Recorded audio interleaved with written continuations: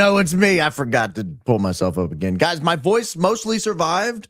It mostly survived. Not a green hoodie, not a red hoodie, not a blue hoodie, not a Texans fan. I saw somebody mentioning that I would wear a blue and red hoodie for the Texans. I don't own a blue and red hoodie. I own a blue hoodie. I own a red hoodie. I cannot wear them both. I guess I could sew them down the middle. But white hoodie, guys, welcome in. Welcome in. Baron Coleman here with you.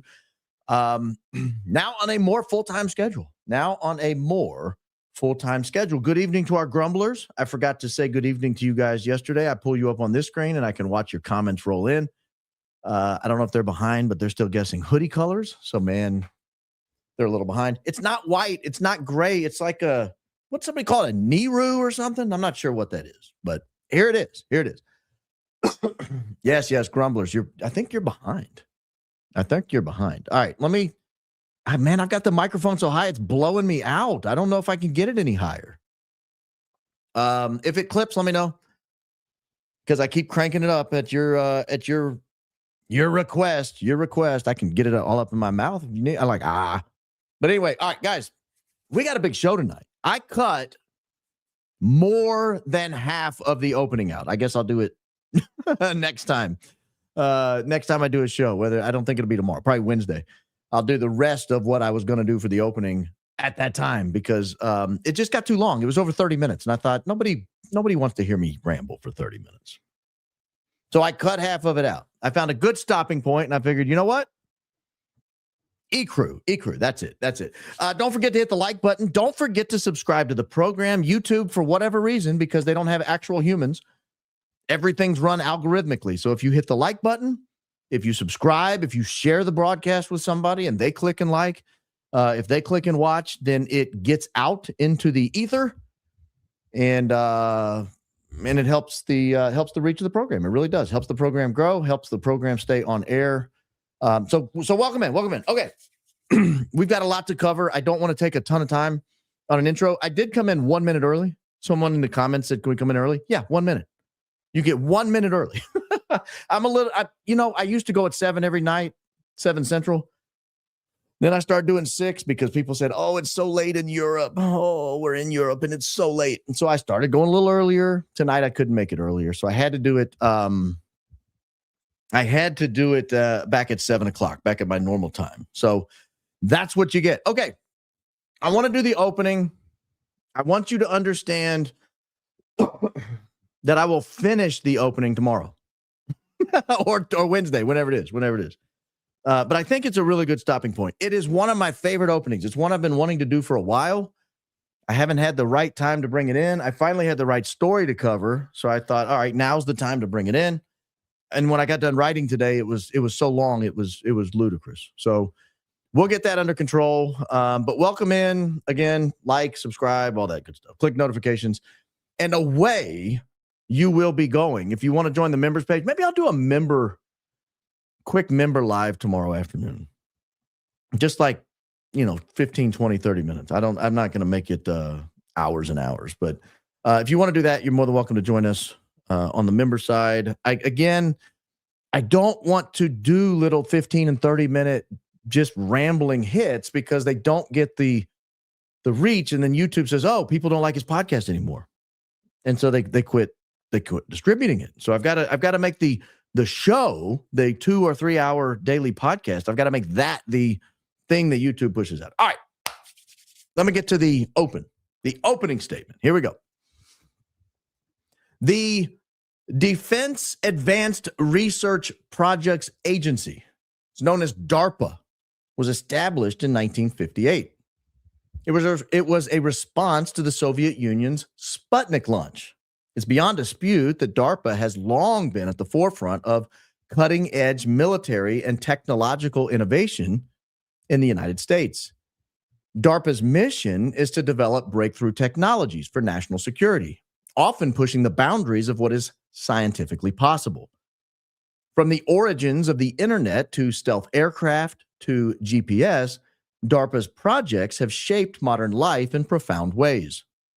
In the early 2000s, amid the post-9/11 era's heightened focus on intelligence gathering and predictive analytics, DARPA turned its attention to a particularly ambitious endeavor: convincing ordinary Americans to voluntarily opt in to having the military industrial complex track their lives. To accomplish this, DARPA invented something called LifeLog. One word, LifeLog. LifeLog sought to create a comprehensive digital record of an individual's entire life, capturing every conceivable data point to build a searchable, analyzable database. LifeLog represented a convergence of artificial intelligence, data mining, and surveillance technology, embodying DARPA's ethos of radical innovation while raising profound ethical questions about privacy and human autonomy. LifeLog's conceptual roots can be traced back to earlier ideas in computing. It was influenced by pioneers like Gordon Bell. He was a Microsoft researcher who experimented with life logging by wearing cameras and sensors to document his daily life. DARPA saw in his quirky behavior potential military applications. Bell's work in the 1990s and early 2000s involved creating personal digital archives, which aligned with DARPA's interest in enhancing human cognition and decision-making under stress. In May 2003, DARPA issued a broad agency announcement soliciting proposals for LifeLog. DARPA described it as a system to capture, store, and make accessible the flow of one's person's experience in and interactions with the world. The program was housed under DARPA's Information Processing Techniques Office, which focused on advanced computing and artificial intelligence. The core objective of LifeLog was to develop software and hardware capable of automatically logging vast amounts of personal data.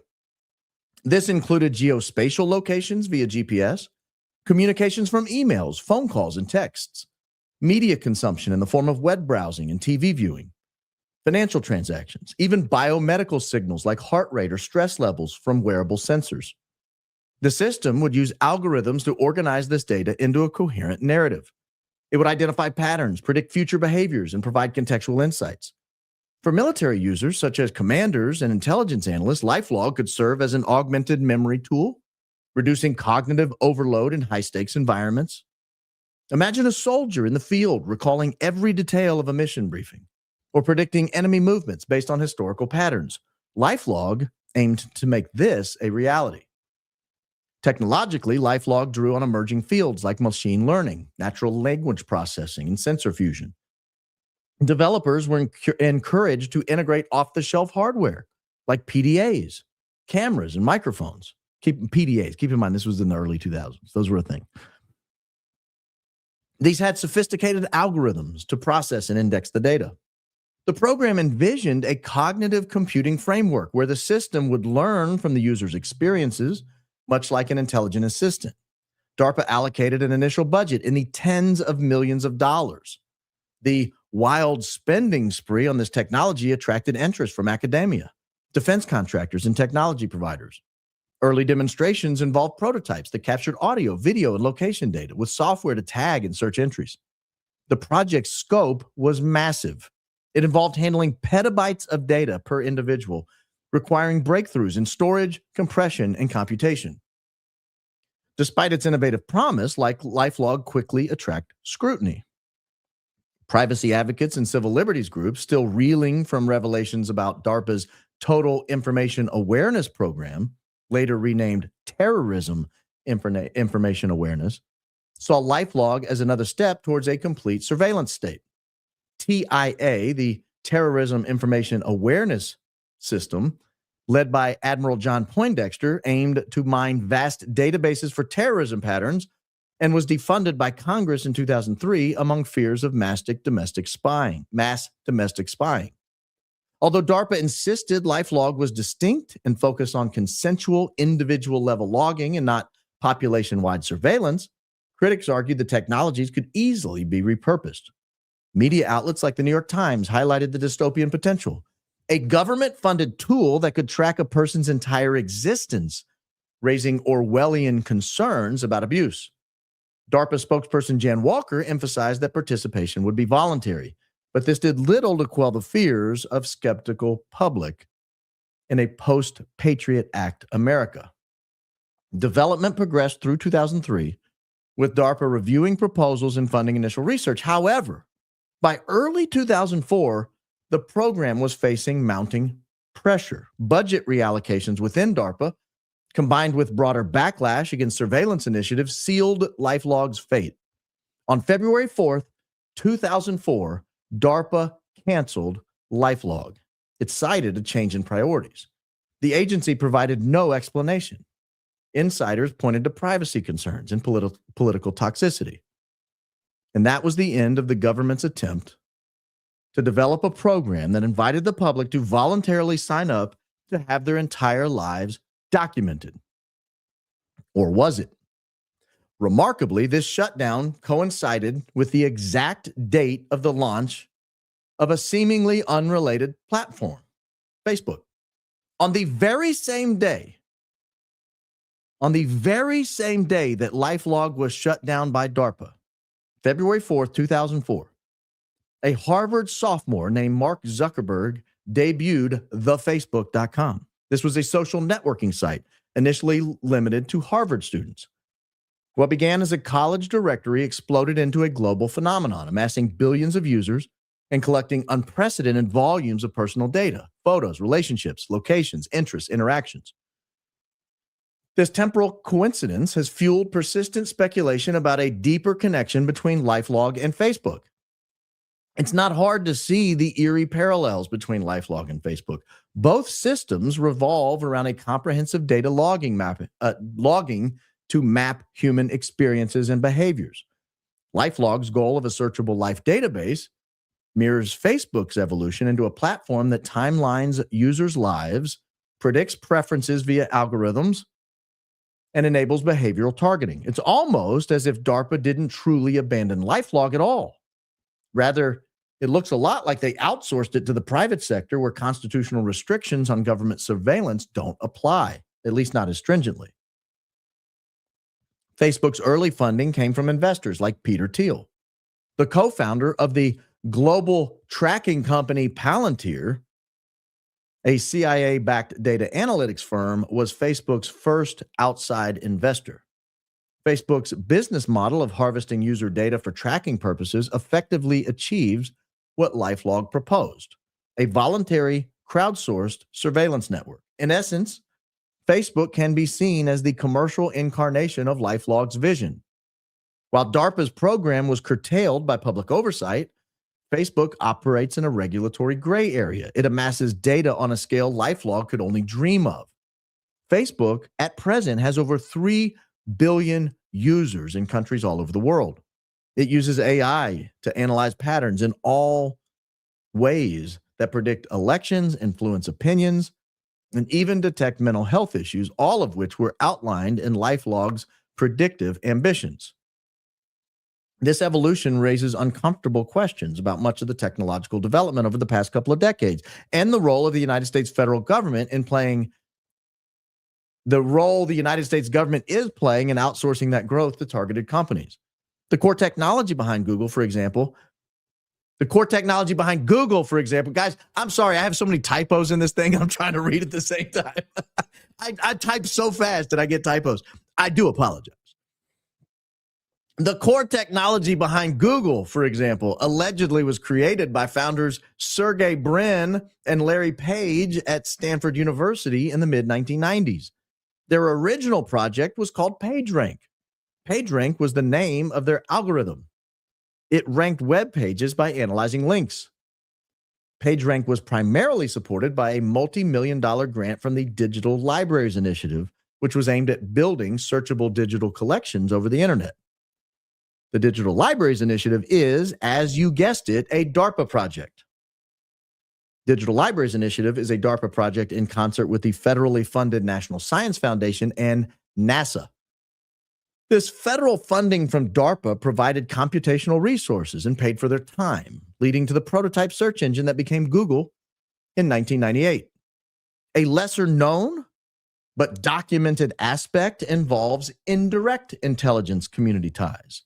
Brin's research, for example, received partial support through the massive Digital Data Systems program coordinated by the CIA and the NSA via contractors and grants from the National Science Foundation. Like LifeLog, and later Facebook, this MDDS program sought to create intelligence tools for analyzing large data sets and tracking patterns in online behavior for national security purposes.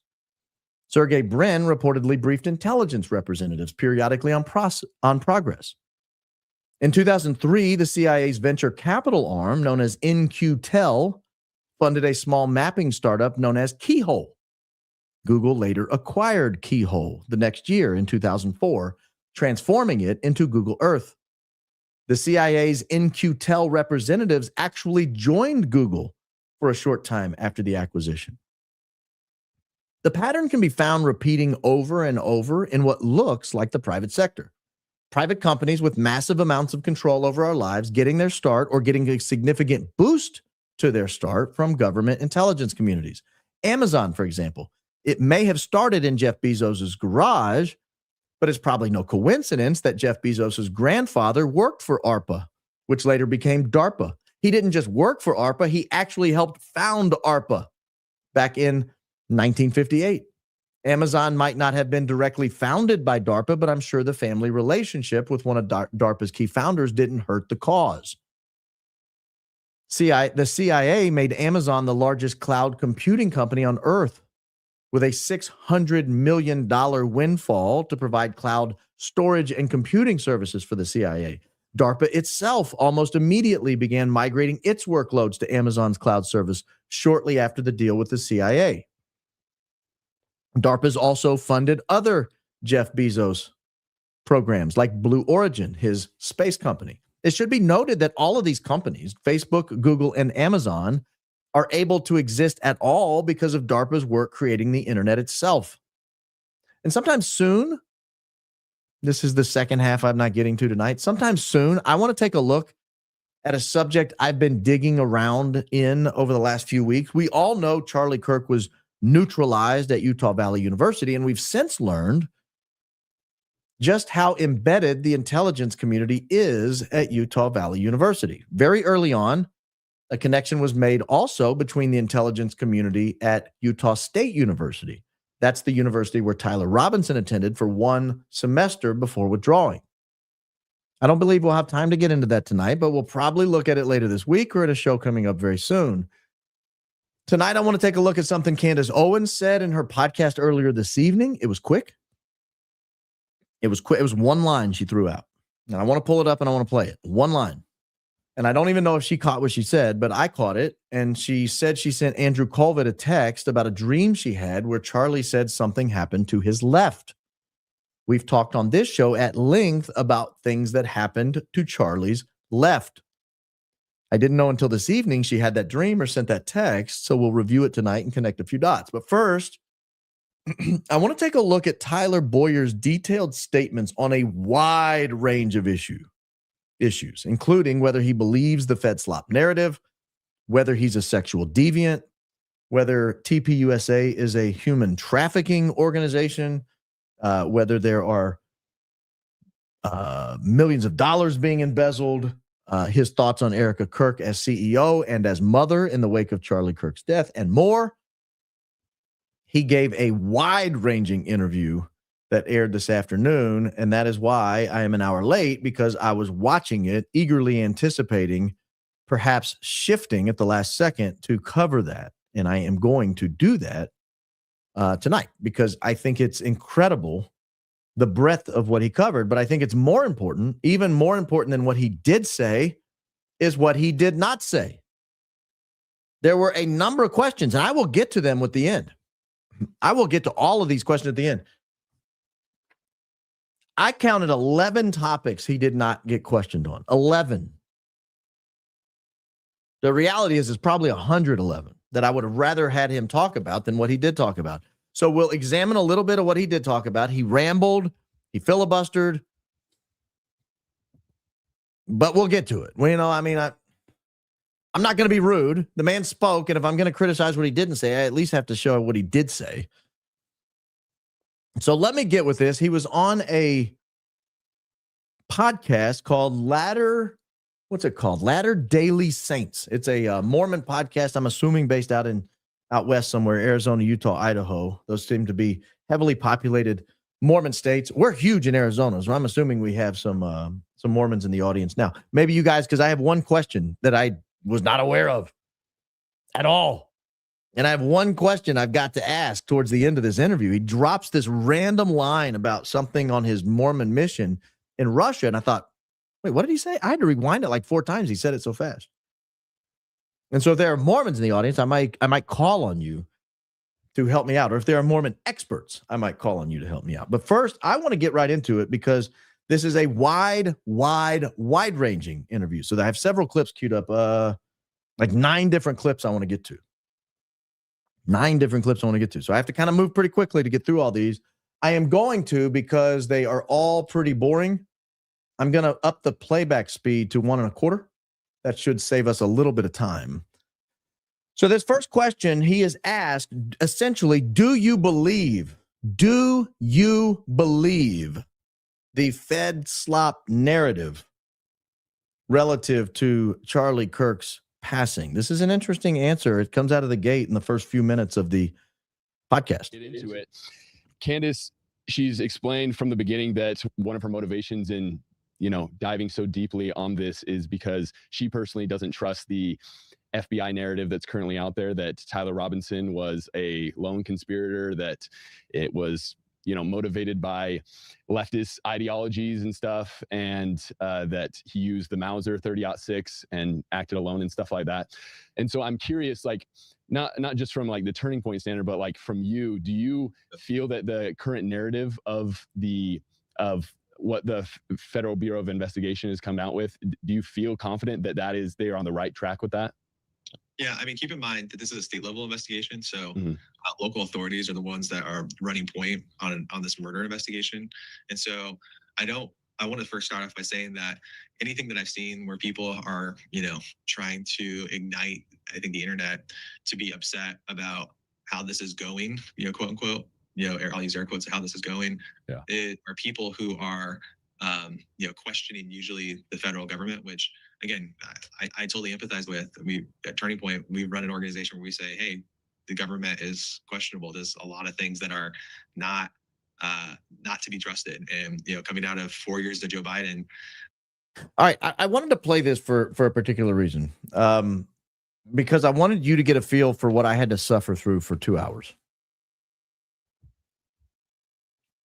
I wanted you to get a feel for what I had to suffer through for 2 hours. First, the guy on the right is Tyler Bowyer in the One Nation Under God hat. He is the former COO of Turning Point USA. He's been there for, close to a decade now, I think. He's been there a long time. He was there when Candace Owens was there. He was there he's still there. He's still there right now.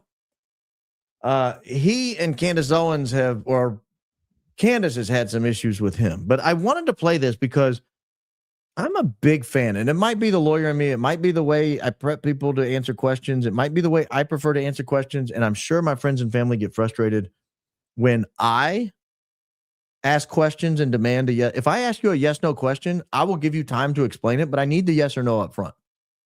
The question was, do you believe the Fed slop narrative? We're like a minute into his answer, and he hasn't answered it yet. Yes, he's the former COO. He is no longer the COO. We'll cover that in just a second. You remember the Doge letter that Charlie Kirk drafted on September 2nd, 8 days before he was neutralized at Utah Valley University. That Doge letter removed Tyler Bowyer as COO, as Chief Operating Officer, and elevated Justin Strife to COO. That happened in that Doge letter. Now, the fact that he won't answer the question, and he'll get to some semblance of an answer here in a second, but he never gives a yes or a no. I'm going to keep playing it, but he never gives a yes or no. Just listen carefully for an answer. It's understandable why a lot of people would question the intelligence agencies. Kind of where my headspace is there is an investigation that's being carried out right now. There's a ton of evidence that, again, one of my good friends, Jack Posobiec, has pointed to pretty religiously that shows the involvement of Tyler Robinson, who they apprehended. But the big question that most people have asked is said, well, where did he come from? What is his motivation and everything else? That's all part of the murder investigation. So a couple of things. One is he defers to Jack Posobiec, who is an on-the-record dishonest character as far as I'm concerned. Jack Posobiec is going around. He put on Twitter, I saw a leftist murder Tyler Robinson, or something to that effect, something very close to that. I don't remember the exact words. No, he didn't. Nobody saw that. No, he didn't. No, nobody saw that. Jack Posobiec has talked about this mountain of evidence that exists against Tyler Robinson. Well, Candace Owens talks to Erica Kirk and the new COO, Justin Strife, and says, do you have any evidence that we don't have? And they said, no, we just have what's in the charging document. So the fact that Tyler Bowyer is deferring to Jack Posobiec, who is a known propagandist in this whole issue, is very deeply concerning. And the only thing he ended on, the only thing he kind of said is, there seems to be a lot of evidence that he was involved. Tyler Robinson was involved. Well, that wasn't the question. The question is, do you believe the Fed slop narrative? The Fed slop narrative is that Tyler Robinson climbed a staircase that led to a roof, laid down on the roof in a prone position, took a single round from a 30-06 and took Charlie Kirk down with it. That is the question. Do you believe that? Not do you believe he was tangentially involved? Not do you believe he has some moral culpability or legal culpability? And the fact that he won't answer it, ladies and gentlemen, I am tempted to say he doesn't believe it. If that's the case, Tyler, welcome to the club. I don't either. I don't believe it either. You don't believe it? I don't believe it. Now, I am putting words in your mouth, but I'm putting words in your mouth that I feel like are well earned. I do feel like they're well earned. We've laid out what is publicly accessible to everyone. And by the way, there's no difference between what I've seen and what the average citizen has seen. Is, there's all of this evidence that's pointing directly and making a strong case for an individual that's been accused of murder. And we don't know all the other surrounding pieces of evidence that could come out as part of this investigation.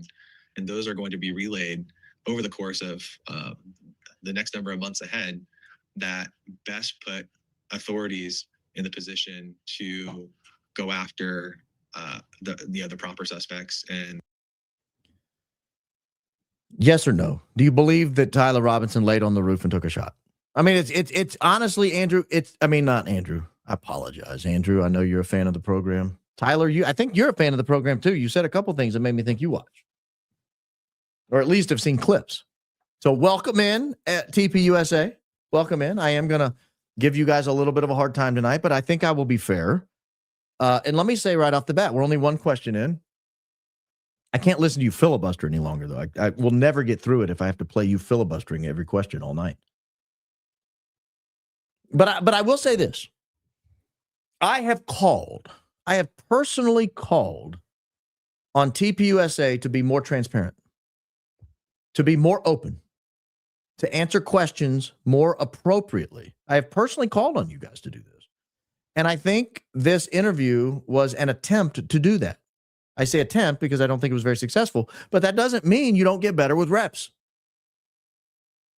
If I was on the Today Show, I had to host the Today Show, I wouldn't be very good at it at day one. Give me 1,000 episodes, I'll do a lot better. I may never be a great. I may never be Matt Lauer. Regis Philbin. Was he on the Today Show? He was on something. I may never be of that caliber, but I would get better over time. I think this was frankly, a pretty lousy first effort at answering questions, Tyler. You could do a lot better. But I hope this is kind of a thinly watched podcast stream here. I hope this is your first effort at going and doing this again, because I think you would get better with time. The first piece of advice I would give you is answer the question. Answer the question. This will be a recurring theme. I'm not giving him a hard time I'm not tearing him down on his first question he tried to answer, and then you'll see how he just knocks it out of the park the rest of the time. It's not the case. All right.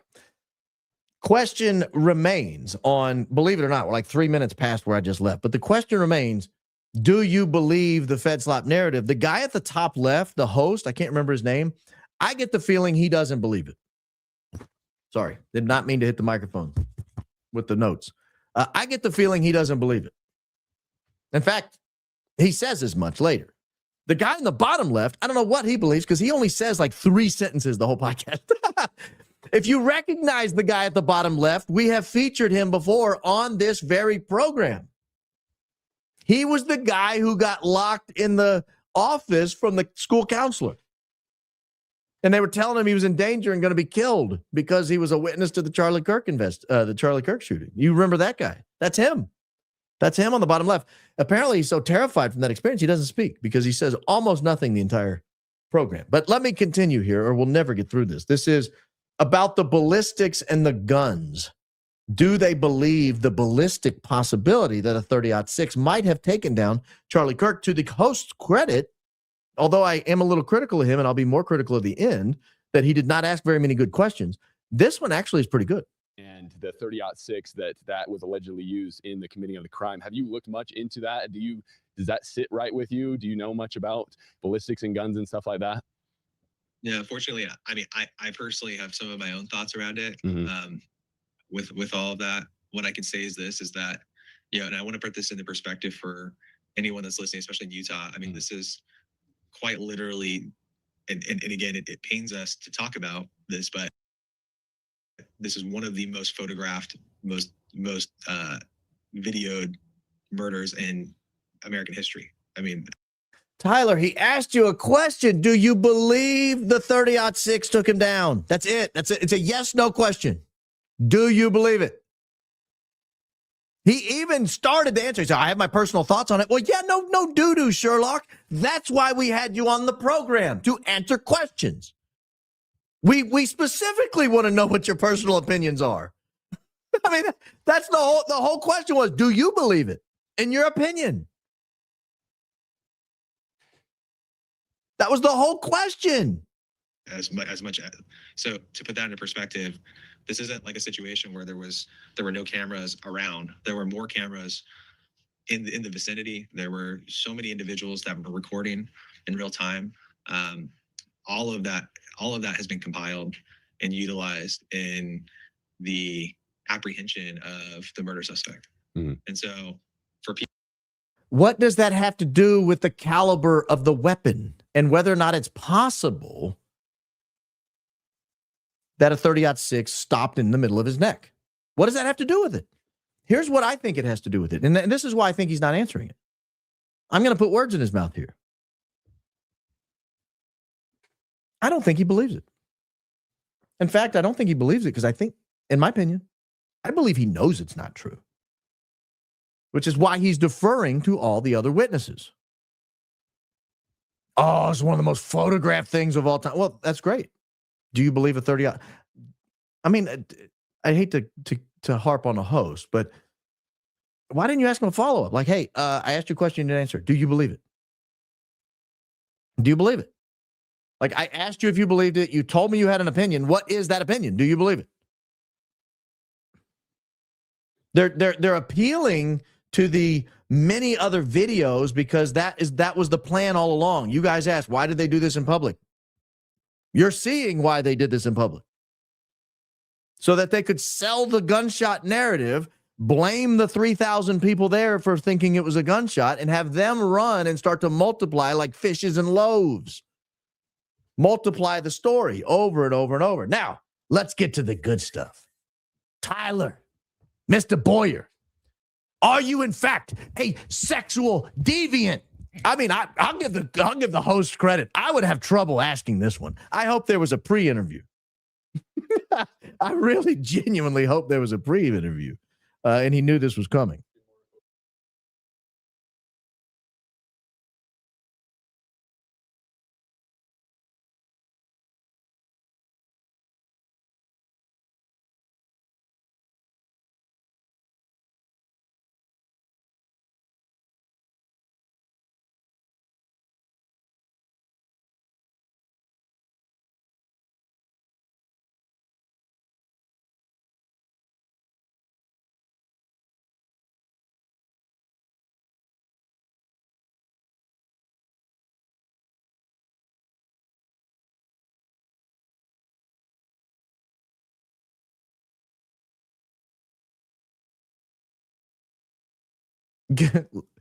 I understand. I'm not playing it. This guys. Oh my gosh. One day, I'm going to get a show right. One day you're going to come in here and you're going to get the show you deserve. One day you are going to walk out of here and you're going to go, you know what Barron gave us today? He gave us an absolute beauty of a show. There's not one time he intended to share video and it did not go out over the air. There's not one time. Not one time. That'll happen one day. I'm not sure when. I don't know. I don't know when I'm going to get there. Here I am banging on this guy for being a lousy guest his first time talking on the air about all this. And then I follow it up. I follow it up with you guys staring at the side of my head while I watch it. Here, just guys, if you would, just please, just I'll go ahead and enjoy it. You guys just watch. I do apologize. I would say it won't happen again, but it very likely might happen again. All right, let me back up. Back to your sexual deviancy, sir. She made some pretty bold allegations against you, and she has repeated several times that one of the reasons that she quote unquote doesn't trust you, I guess, is because she labels you as this sexual deviant. And we'll just play the clip just so people have a context of this is kind of one of the first like allegations as far as I've been able to see that she kind of threw out about you. So Brandon, if you want to roll that. Also, another person who wrote us was telling me the story about Tyler Bowyer's involvement in like Maricopa County politics in general. Like, what did he do before in Arizona? And yeah, it's just the kind of stories again that he said he approached him several times about embezzlement. You know, not Charlie, Tyler was hooking up with young male interns. I don't know if you caught it. I wanted to play this for a reason. I got to make two observations. One is Tyler Bowyer is the most hydrated human being on the planet. I don't know how many of those bottles of water he pounds during this interview. I mean, it's unbelievable how many bottles of water this guy plows through. Every time there's a situation, he throwing back that Aquafina. But I want you to watch the twinkle in his eye. You got to pay close attention. If you're in front of a TV, get up close. No, it's not good. They're all consuming beverages at this point.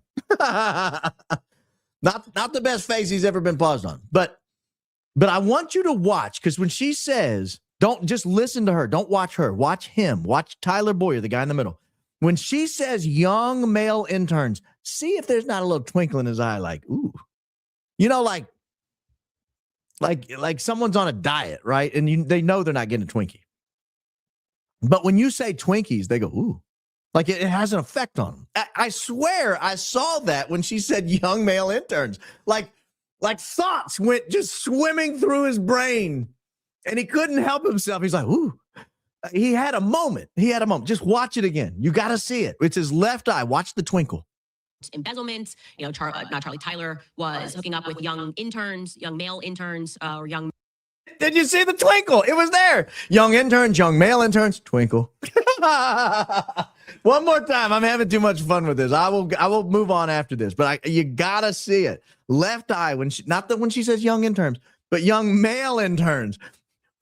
He didn't need the water anymore at that point, ladies and gentlemen. Watch this. Watch it one more time. Embezzlement. You know, not Charlie, Tyler was hooking up with young male interns, or young male workers, and he didn't even care. He's like, I would go on record because all this happened. I had the proof that all this happened, and everybody knows about Tyler Bowyer at Turning Point USA. It's like an absurdity.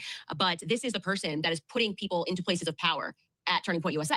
Also, so she presents it as if it's this foregone conclusion, like, oh yeah, everybody just knows this. And then on Twitter, I saw one time that you posted a tweet and she responded to it like, Tyler, you and your wife are swingers. And so I guess the questions that I have is, where do you think that these allegations are coming from? Have people alleged this about you before? And like, is there any truth to any of this at all?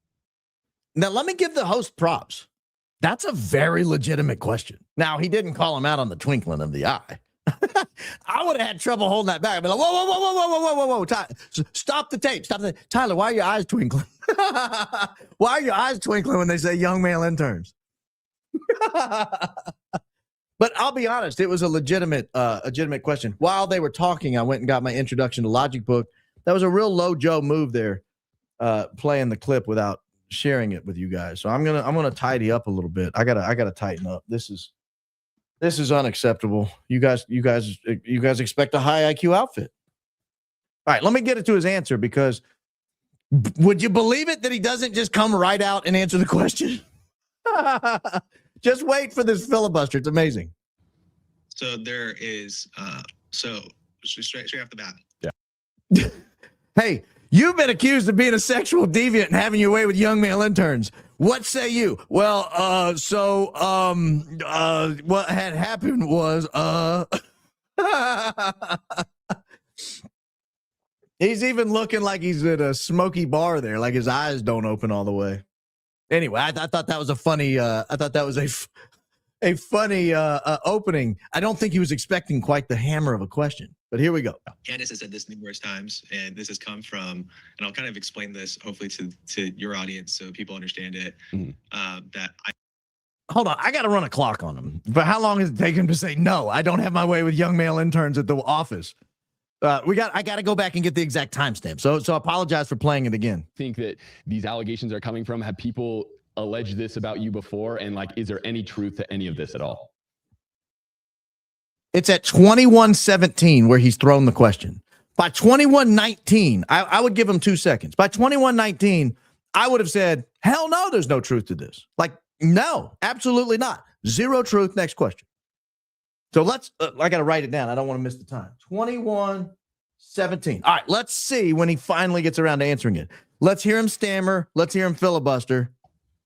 So there is, straight off the bat. Yeah. Candace has said this numerous times, and this has come from, and I'll kind of explain this hopefully to your audience so people understand it, that I'm gay, that I have some kind of, secret gay life that I live. This isn't unique to me. This is something that's pretty commonly said by the establishment in general, and that attacks political enemies pretty commonly. So just so that you guys are aware, and you wouldn't believe this, but I think the next week, right after that, or a couple weeks later, another individual came out and said that Charlie was gay or secretly gay, that other people were gay. This is like the textbook, just try to, Alinsky somebody's character with absolutely no factual basis whatsoever. And, it's actually pretty damaging what was said here, because obviously that's never happened. I'm not gay. There it was. All right. Obviously that never happened. I wasn't gay. Unfortunately for Mr. Bowyer, it took him 1:09 to get to it. 1:09 to work up the courage to say, nah, it wasn't me, bro. I didn't do it. 1:09. 4 giant gulps. 373 Gary Blinks.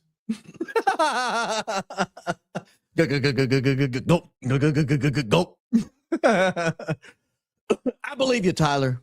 I believe you. I don't think you're gay. I wonder why it took you 1:09 to say it. But I believe you. 3 kids and, a wife that I've been married to for the entire time. I was married previously. My son is from a previous marriage. And so there's like the speculation, I think, when, when people become obsessed with you, they start asking, you all sorts of questions. People make up rumors. They do really nasty stuff. And like I said, they've done that to many people, including Charlie himself. This happened to pretty frequently. I don't know, guys. I defer that to you guys. I leave that to our humble audience. I might even drop a poll in here. Let me drop a little poll in here, because I don't know what to make of this. I honestly don't know. Let me drop a little poll. There we go. Let me drop a poll in here. I've got to know kind of what your thoughts are. Start a poll. Do you believe Tyler's answer to the deviant question? In your opinion. We'll keep everybody covered. All right, there you go. You got yourself a poll up there. I'm going to go ahead and select my answer, but I'm not going to tell you what it is. Okay, so let's let that run for a little while. We'll come back and check on that here in just a little bit. But I have never in my life seen somebody take 1:09 to answer a question so easy to answer. No. I wouldn't even have said a word. I wouldn't have said they attacked Charlie. I wouldn't have said this is a common. You know why it's a common attack in political circles? Anybody want to guess why it's a common attack in political circles? Why it's a common attack over at TPUSA? Anybody want to guess? I won't spoil the surprise. I won't tell you. I'll let you figure it out yourselves. Yes, he got a Linsky. That's his answer. He got a Linsky. Whatever that means. That's interesting. Okay. This is an interesting point here. He raises this, I believe, on his own. Let me pull this back up. He answers this on his own, ladies and gentlemen. He raises this, I think, on his own. Right? It's right. You say something and then you don't follow it up with anything. But that's not the only thing that's been said that's harmful or untrue. I mean, there's wild accusations and people, and again, that have been on the internet saying things that we've engaged or I've engaged in child trafficking, for example. That that there are people that they're getting my name confused with Tyler Robinson, so they see Tyler and they see Tyler. This is how low level and kind of idiotic some of this stuff is, right? Why would you raise that? Well, that seemed really weird and out of place. If you watch this whole thing, and normally I would recommend you watch the whole thing, but it's really hard to watch. It is inane. It is absolutely inane. But it's wild. I'm talking about wild, guys. Wild that he brings this stuff up. All right, now I'm going to fast forward here, and I want to first, before I fast forward, I'm going to fast forward, and then I'm going to lower this and bring in another screen here, because we have a document that Charlie Kirk sent out 8 days before he passed away. This is the famous Doge letter. It's here. I don't know if I can make it large enough for you guys to read it at home, but I'm going to read you the relevant paragraph. I already told you that he had elevated Justin Strife to the COO position that was formerly occupied by Tyler Bowyer, who we've been watching. But here is the key paragraph, and I want you to listen to his response in a moment to the Doge question relative to what Charlie Kirk actually said in the Doge letter itself. I don't know if he thinks we can't see it, if we haven't seen it, if he doesn't know that we don't have a copy of it. But here's what it says. This is Charlie Kirk talking. I've empowered Justin, among other priorities, to engage in an organizational-wide Doge effort. Justin will be assembling a small team to assist in the effort, which is focused on Turning Point USA. One, becoming more efficient. Two, becoming more cost-effective. Three, unifying organizational success around company-wide metrics and goals. And four, this is the important one in my opinion, reshaping company culture. Now, I raised this letter in light of the answer the non-answer we just got, the 9-second filibuster we just got around culture. Like interns and former COOs. I don't know.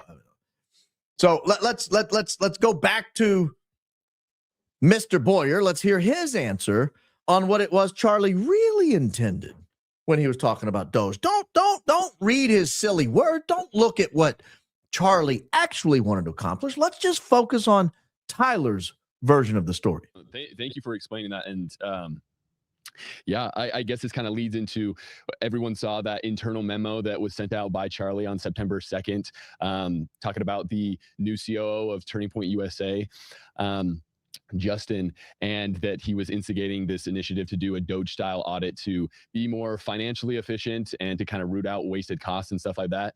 And a big question that I myself have had is, with that being kind of one of the last main things that it looked like Charlie was wanting to do in the company, is that something that has been carried out or is ongoing, that type of Doge style, more in-depth audit of TPUSA? So the reason he's asking the question, the reason we're all asking the question is, Charlie raises the idea of a Doge-style audit, and then we're told it was canceled. We're told, no, he doesn't want to do the audit. We're given excuses like, well, he does an audit every year. We have our books financially audited every year. Well, the federal government has accounting practices in place, but when Vivek Ramaswamy and Elon Musk were hired to come in and run Doge, the idea was that the traditional accounting practices of the federal government weren't sufficient to root out the culture of corruption. They weren't sufficient to go through and look at all the waste, fraud, and abuse. That was the whole idea behind Doge. That's why Charlie put it in quotes, a Doge effort, meaning we're going to root out the waste, fraud, and abuse. Here is how, well, I got to pull him back up. Here is how Tyler Bowyer answers it. So I just want to make sure this is super clear. So I was CEO of Turning Point USA up until about 3.5 years ago, when I separated my job out into about 4 different people at Turning Point USA, Justin being one of those people. And so Justin had just been made, COO about 3.5 years after I left that role, as I've been CEO at Turning Point Action since then. So I just want to make something super clear. This is that the memo that you're talking about was intended by Charlie and Justin to be an extremely positive memo that, again, nobody had ever anticipated that Charlie would get murdered the next week. Charlie was, and again, you just mentioned something that is not true, right? It didn't say a Doge audit. That's not what it said actually on it. It said that that Charlie loved the idea of Doge because of efficiency, not because of like, hey, we have a bunch of waste. Turning Point's never been a wasteful organization.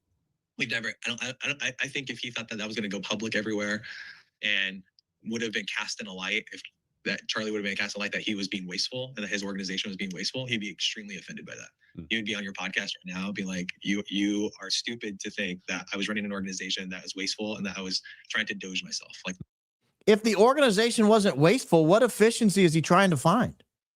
That's the whole time he was talking. I was thinking, wait a minute. He's asking for a Doge effort, not a Doge audit, but he's saying a Doge effort. All right. Department of Government Efficiency. I'm going to appoint Justin Strife, COO. Justin Strife is going to go through and look for efficiency. And what you're saying is there was no waste. There was no fraud. There was no abuse. So if you're running a lean, mean, efficient machine, why the need for a Doge effort? It doesn't make sense. The answer is nonsensical. And again, he doesn't answer the question. The question was, is that effort ongoing? Not, was it not necessary? Not, was it duplicative of everything we already do? The question was, it was a very specific question. Charlie wanted a Doge effort. Is there a Doge effort ongoing? Like that doesn't even like add up. People I think generally understand that Charlie's a pretty smart dude. And so to, put it in that light, I think it's probably, it's probably the strongest mischaracterization that's the case. And if you don't believe it, then you're disrespecting the dead. You're urinating on Charlie Kirk's grave. That's his message. That's his message. If you don't believe that Charlie Kirk ran a supremely efficient machine with no waste, fraud, and abuse, then you might as well take a steamer right on his headstone.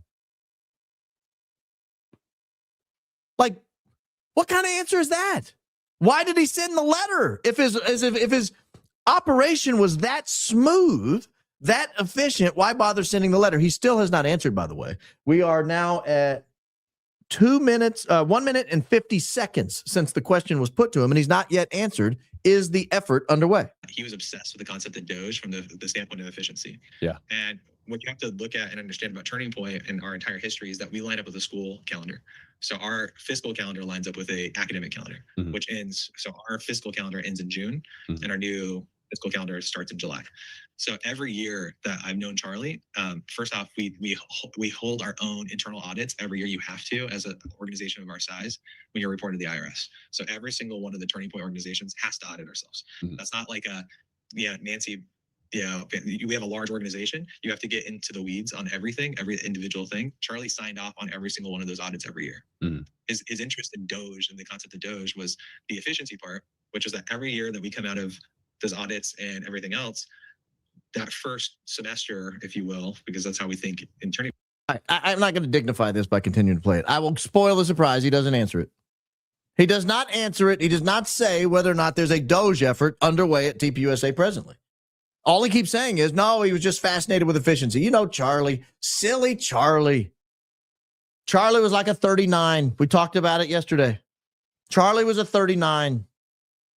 And a 39, you know, ladies and gentlemen, they get something in their head. They just can't let it go. They're out here counting matchsticks, you know, counting cards at the casino, looking for Judge Wapner every day. You know, that's how Charlie, that's basically what he's saying. Charlie just couldn't get off the idea of efficiency. He just loved efficiency. Now, I want to get to what I think was the most interesting part of the entire conversation.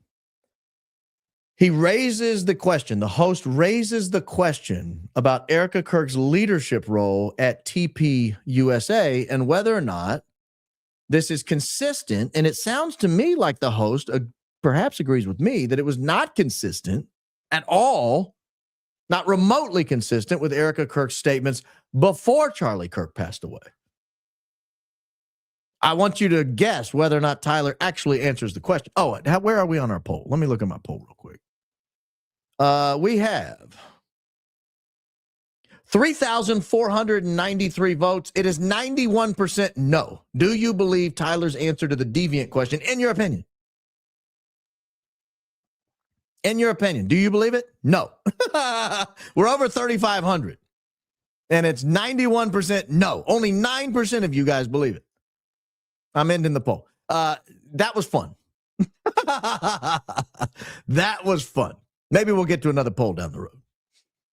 3,500 people. Almost nobody believes it. But here's the interesting question.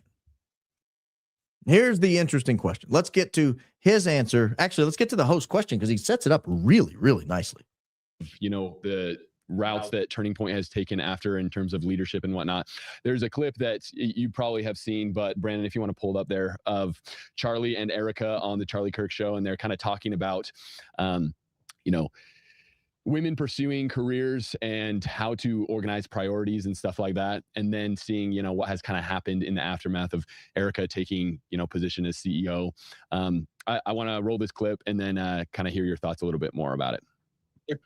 It shows that married women with kids are the happiest. Why do you think that is? I mean, it's just nature. I mean, just becoming a CEO of a shoe company is not going to give you happiness. Women have it so mixed up. You can have a career after children, but if you try to have a career while you have your kids, there is no such thing as balance. That is such a myth.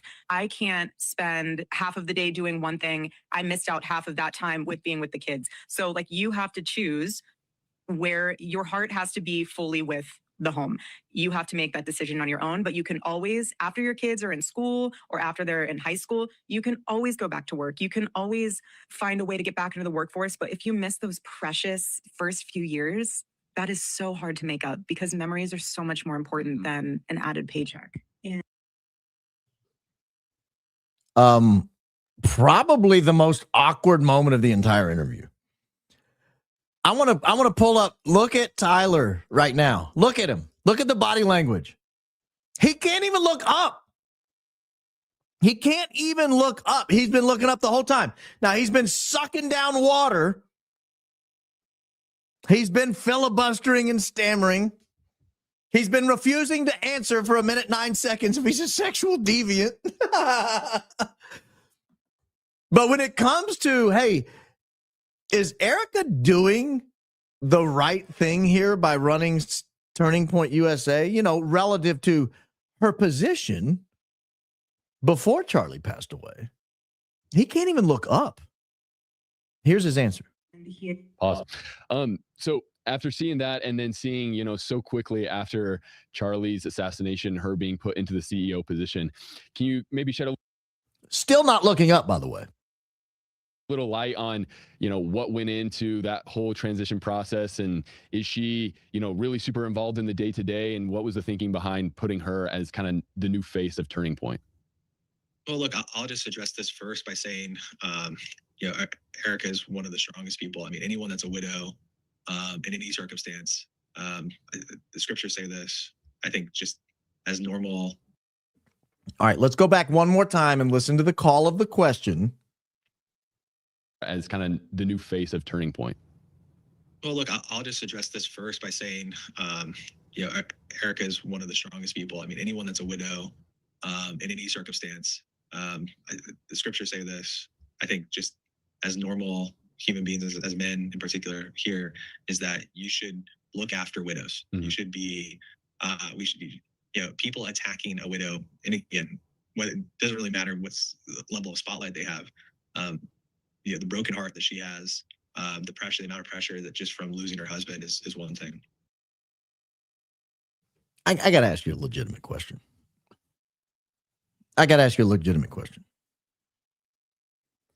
Is asking Erica or asking Tyler, is she living up to her own standards? Is that attacking her? You know, like if somebody comes out there and says, I don't do drugs. Like that's just I don't do drugs. And then you catch them like snorting blow off the back of a toilet in a bar. And they're not living up to their own standards. And you say, hey, wait a minute. Your whole shtick is that you don't do drugs. And here you are doing drugs. Is that attacking that person? Are you attacking that person?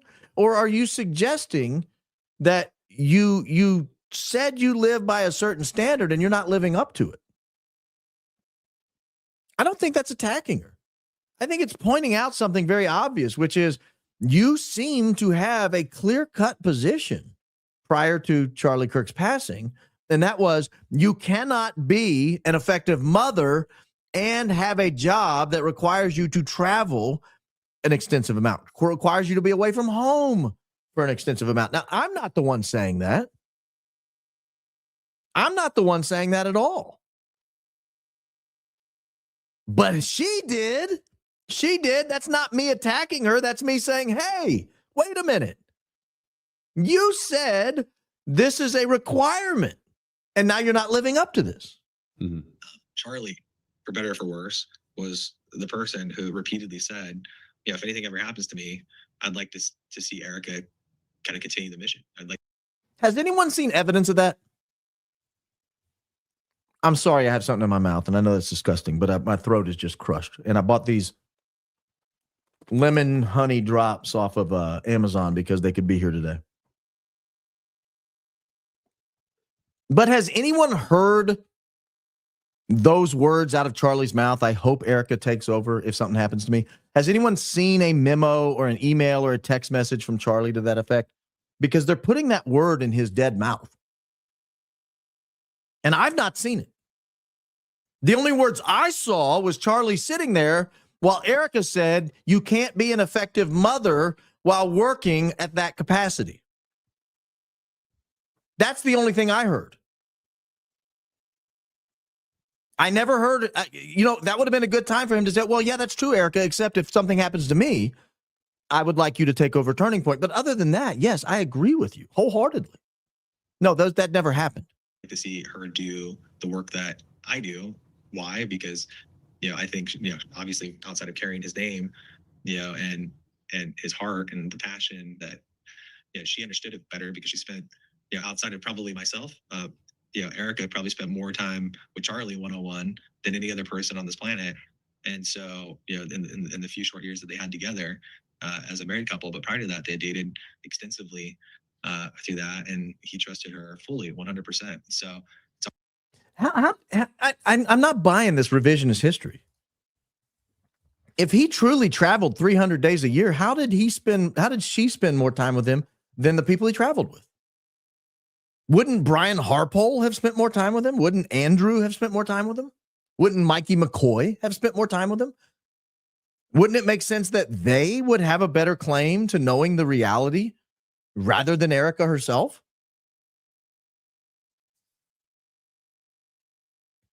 I'm just telling you guys, this doesn't add up. None of these answers are adding up. This one in particular is particularly lousy.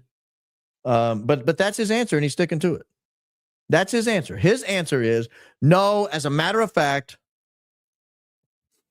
this is what Charlie would have wanted. I've not seen an email that says that. I've not seen a text message that says that. The only evidence I have is Erica Kirk sitting next to Charlie, looking him in the eye and saying, a good mother cannot work that many hours. She would have to abandon her kids to do so, and it's unacceptable. That's the only evidence I have. That and a guy who took 1:09 to say he doesn't have his way with male interns. Saying otherwise. Hard thing to be approached by people to say, well, what's going to happen if something happens to you? Heaven forbid. I think his wish for that is kind of a blessing and a curse type of a thing, right? Which is, the blessing is that Erica is incredibly strong, incredibly capable. I think she has a lot to bring to the table that's going to be able to help young women. The thing with the negative side to this is that, she was asking for this. This isn't something that like Erica, wanted to do. It's not like she was seeking it out. It's not like she was building a career to try to become CEO of Turning Point. She, this is something that has fallen on her shoulders. And to hell with her kids, right? I mean, according to her standards, not mine. According to her standards, not mine. To hell with her kids. Now, again, I'm not the one saying that you can't work and be a good mother. That's not me. That's her.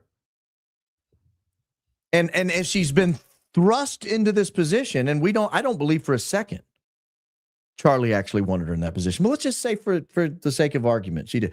So the answer is to hell with your kids, because you said that you cannot possibly do the job that you're supposed to do as a mother and do this. All right. Now, when did they meet? This has been the subject of considerable dispute. Watch him thread this needle. Watch him thread this needle. This is impressive. Because the question is, did you meet at the 2015 Trump rally, or did you actually meet before then? There's evidence you guys met before then, that you actually knew each other before then, that she actually reached out to you or you reached out to her, one or the other before then. Watch how he explains this. This is beautiful. In terms of BSing, it's beautiful. It's a work of art. It's a turd, but it's a work of art. Great to get kind of a behind the scenes perspective on that with Erica. And in relation to this topic about Erica, I know a lot of people are wondering, just a quick question on this. There seems to be, and maybe this question will be trivial to you, but to people on the internet, it would be good to clear it up. So there seems to be a discrepancy on when Erica says you and her met and when you say you and her met. So I believe she says you met at a 2015 Trump rally, and then there was a discrepancy on when the meeting actually happened. Just if there's a short answer to that, would you mind maybe clearing it up? Actually, props to him for asking for a short answer. In other words, can you just give me a date, please? Can you not meander for 4 minutes before answering the question? really simple. Is what she said is true, and what I've said is true. Is that It's simple. They're both true. We both met at the Trump rally and before the Trump rally. I mean, what a simple answer. I don't know why I didn't think of doing that. I don't know why I didn't expect that answer to come. I have no idea. We actually met before, and we met there at the same time. It's really bizarre. had met by phone prior to that 2015 Trump rally. Mm-hmm. So the background is, and this is important for people to understand, Erica was 2012 Miss Arizona. So she's part of the Miss Universe world, right? So the Miss Universe world, which was owned by Donald Trump, all of those people, and this isn't unique to Arizona, this is everywhere across the country. Those that participated with that were kind of, very friendly and kind of fans of Donald Trump. So when he decided to run for president, and remember, this is June of 2015 that he announces, I think it was. And then almost immediately after that, I get a phone call in Arizona to asking if we wanted to host a fairly small anti-illegal immigration event in Arizona. Mm-hmm. And so he had wanted, this was part of the president's early strategy that when he was then candidate Donald Trump, was to do to talk about illegal immigration as being like. All right, he's back to filibustering. I'm just telling you, his answer was, we met before and we met there. Those are the two times we met, and they were both when we met. Have you ever seen somebody who just strikes you as less dishonest? I mean, less honest. I'm not saying he is. I'm not saying he's a dishonest person. I'm not calling him a liar. I'm just saying, have you ever seen somebody struggle to answer simpler questions? This is not rocket science. We're not asking you to explain the foundations of the universe. We're not asking you to explain where nuclear energy comes from. We're asking you basic questions like, when did you meet Erica Kirk? Are you a deviant? All right. This one's a little better. Better in the sense that he's asked the question. This is an interesting question. He's not actually in pain, ladies and gentlemen. This is me just freeze framing in a weird position. He's not reenacting the Big Bang in Utah. He's asked about Charlie's flirtation with Catholicism. You can only imagine how eager he is to spit out an answer. That Candace has said, and I think this was October 29th when she first talked about this, is that secretly Charlie was converting to Catholicism and that the place of burial was so hush-hush in the funeral because he actually had a Catholic burial ceremony at a Catholic cemetery. Is there anything you can offer on that front? Okay, objection, compound question. No, we'll allow the compound question. Just answer both of them. One, is there anything to the Catholic burial question? In other words, where is he buried? Question two, is there anything to the fact that he's flirting with Catholicism? Those seem like pretty simple questions. Let's see how he answers. Yeah, I mean, I don't want to get into private matters, and there's so many private things that are around Charlie's burial that, are intentionally private because there's so many people who would like to disparage him and come to those sites. And yeah, I understand be Catholic. And so I really can't talk a whole lot about that, but I can talk about his faith, which is Charlie was through and through evangelical his entire life. I mean, he literally spent every waking second, including at the event in Utah where Frank Turek was with him, with faith leaders in the evangelical community. That's all he did. That's he spent all, like, literally that was his number one thing is, and he said this oftentimes, is his relationship with God, how he defended and spoke about Jesus to the public was the most important thing to him. And so that was his faith. I think he had a great admiration for other faiths, including ours, right? Yeah. Including the LDS faith. He said so just minutes before. He had great admiration for many elements of the Catholic faith.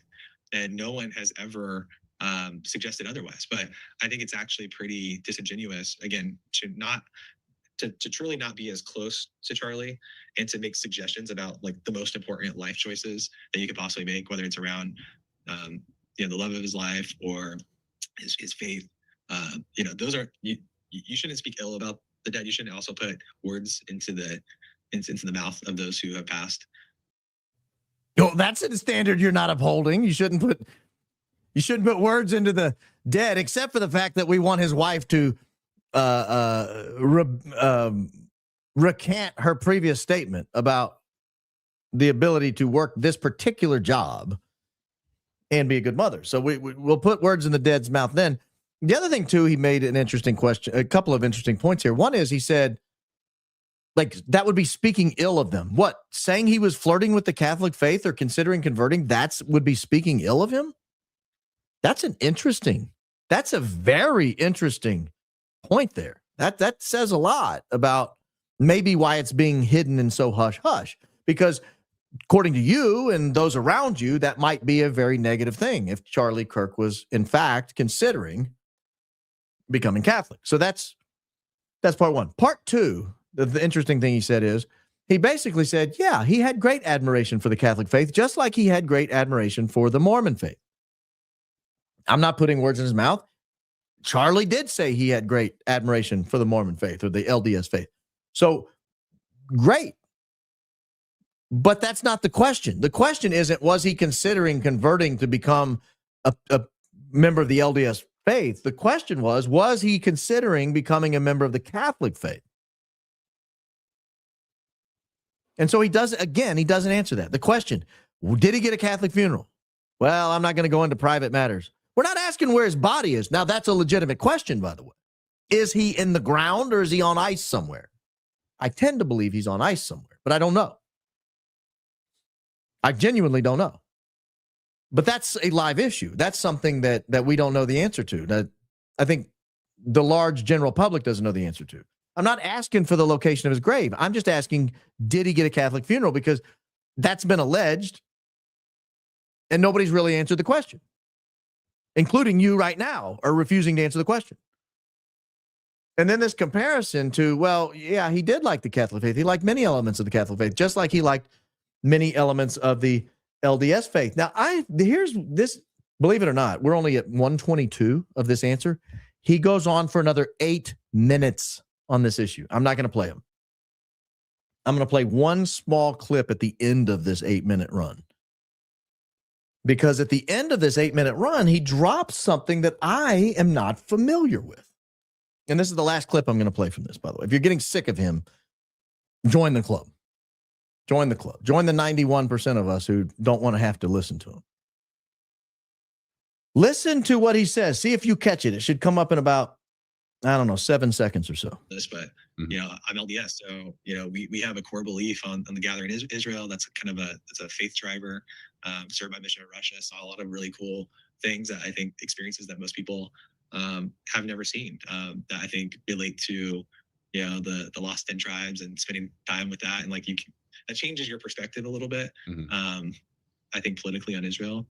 So I totally disagree with some of those. That's at the forefront. That's the most important thing. I just think, yes, we should be careful about who we're funding. No, I don't think Israel is the greatest threat to America. I think there's many other threats that are far greater to us and to our society. Did you catch it? He was talking about his faith. He was talking about his mission trip to Russia. I think people who do mission trips are do it at a great sacrifice, and I'm not going to knock it. But he said something about his relationship with Israel relative to the lost 10 tribes. Is there something about Mormonism I don't get? I did not Google it. I didn't run it through X. I didn't run it through, Grok or ChatGPT. But does that explain? Because and the only reason I'm asking, not because I'm making fun of Mormons, I don't care. The only reason I'm asking is because TPUSA has a significant Mormon contingency inside the organization. A lot of them hired, allegedly, by Tyler Bowyer. But what is this relationship he's talking about, and how he said something like when you sit with the idea of the lost 10 tribes, it gives you a greater appreciation for Israel? What's he talking about? I have to look that up. I don't know the answer to that. So I'm looking through your questions here. Hold on. I saw one here. Someone said is this right? They believe they're they're one of the lost 10 tribes. Who's they? Mormons believe Mormons are one of the lost 10 tribes? Let's be kind in the comments. We're not going to settle religious disputes in the comments. Be nice to each other. Is so that is true? Mormons believe they're one of the lost 10 tribes?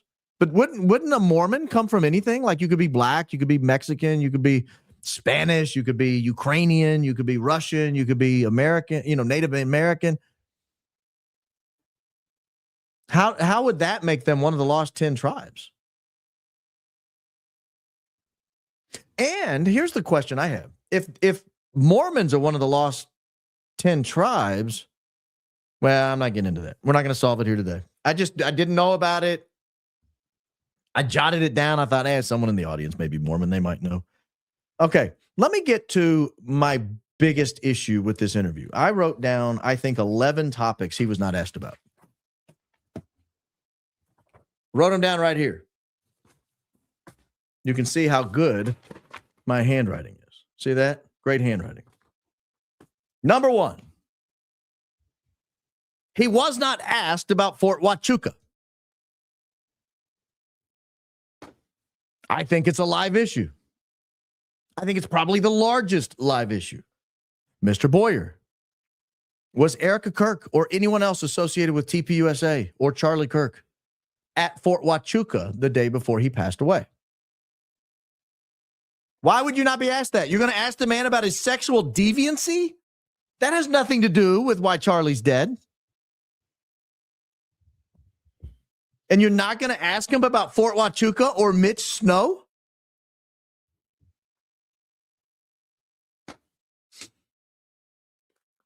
Number 2. Did the security team have security plans beyond September 10th? In other words, when he was supposed to go to Woodbridge, Colorado the next day, was there a security plan in place? If so, how do you know? And why would the team at the church where he was headed not think he did? Did Brian Harpole or Dan Flood have plane tickets to the next events? Were they planning to be at the Woodbridge, Colorado event or the Utah State University event 8 days later? Were they planning to be in Tennessee on September 19th or 20th? Why would they not ask that question? They didn't ask a single question about any of the security staff. Do they still work there? There have been a lot of questions about whether or not they work there. If they don't work there, why don't they work there? Did they resign or were they fired? I would think he would know. He was the COO for a long time. He is acting like he is Charlie Kirk's best friend, his right-hand man. Why would you not ask him that question? I'm sorry, I get the name of the city wrong, and you guys know what I'm talking about. It's got the word wood in it. It's in Colorado. Woodbury, Woodbridge, Woodward, and Wood something. No Fort Huachuca mention. No Mitch Snow mention. No security team mention. I'm not even asking about the response. I'm not asking you to talk about the security team at the scene of the crime. I'm not asking you to ask about Dan Flood giving the steal sign. Number 4. Had Charlie started to turn on the topic of Israel?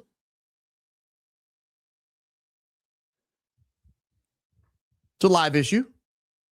Had Charlie started to turn on the topic of Israel? Was he still as supportive of the Israeli cause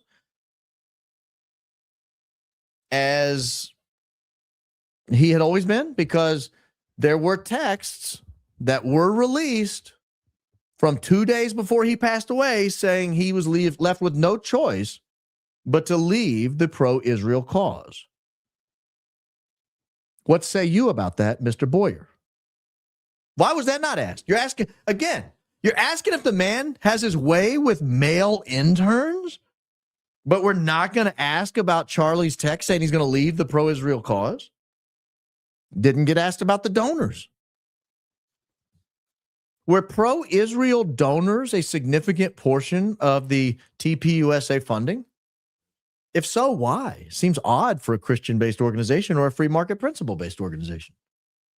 You know, TPUSA started out as a libertarian organization.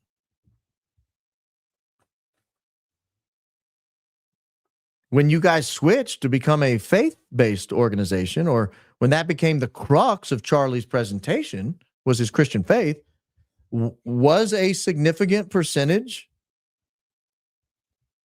of his money still coming from Israeli-linked people or people with significant interests in the Israel cause? Because Charlie is claiming he was left with no choice but to leave the pro-Israel cause. What about the alleged call from Bibi about going to the next level? Do you know anything about that, Mr. Bowyer? What have you heard? What had you heard before Charlie passed? What have you heard since? Were you at the meeting in the Hamptons? If not, why not? Seems like a lot of people were there. What did you hear about the meeting in the Hamptons? What do you know about the meeting in the Hamptons?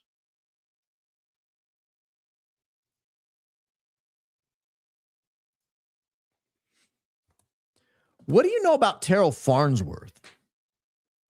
What do you know about Terrell Farnsworth? Were you surprised to learn that Mr. Farnsworth had taken selfies in the 15 to 25 seconds or so after Charlie Kirk was taken down by the Big Bang? Did that shock you, Mr. Bowyer, to learn that somebody who had spent so much time with Charlie was worried about getting his reaction on camera? He was filming a react video to Charlie's passing. Did that shock you? I would rather know about that more than whether or not he's had his way with male interns in his minute and 9-second filibuster.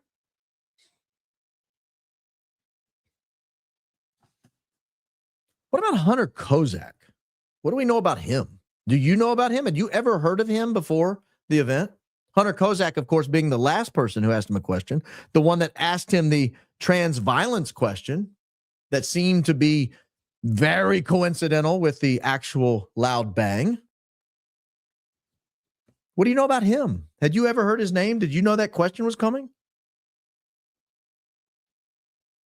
Do you find his actions suspicious in the immediate aftermath?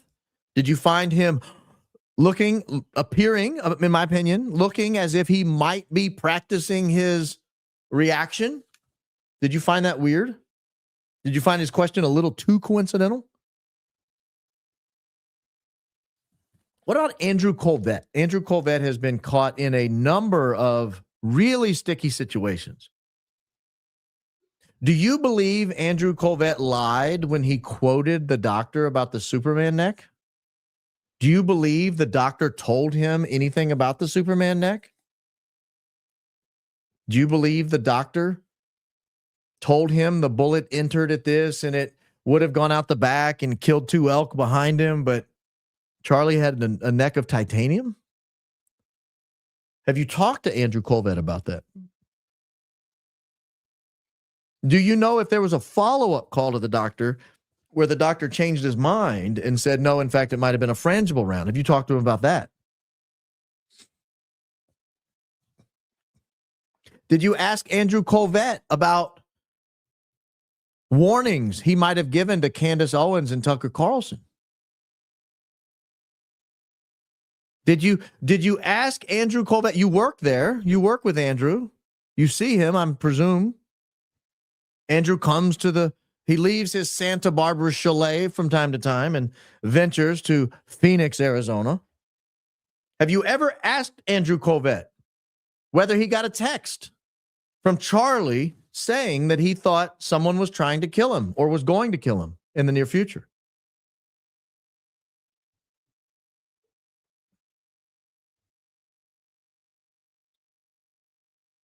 In fact, what do you make of Charlie Kirk telling people that people were going to kill him? Have you reached out to Harrison Smith? Have you reached out to Dan Flood? Have you reached out to Andrew Kolvet? There are apparently 3 people who were told by Charlie Kirk that someone was going to kill him. Have you talked to any of them? Why not? Wouldn't you, as one of his good friends, curious about what might have happened to him, trying to run down every lead to make sure justice is done in his death, wouldn't you think to reach out to those people? And finally, Mr. Bowyer, if that is your real name,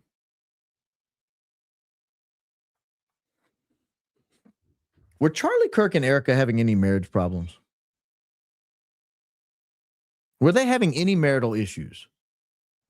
Was it unusual? Did Charlie mention that it might be unusual that he slept in the child's bedroom instead of his own? Were you aware, for example, that they might have been talking to other people about marital problems?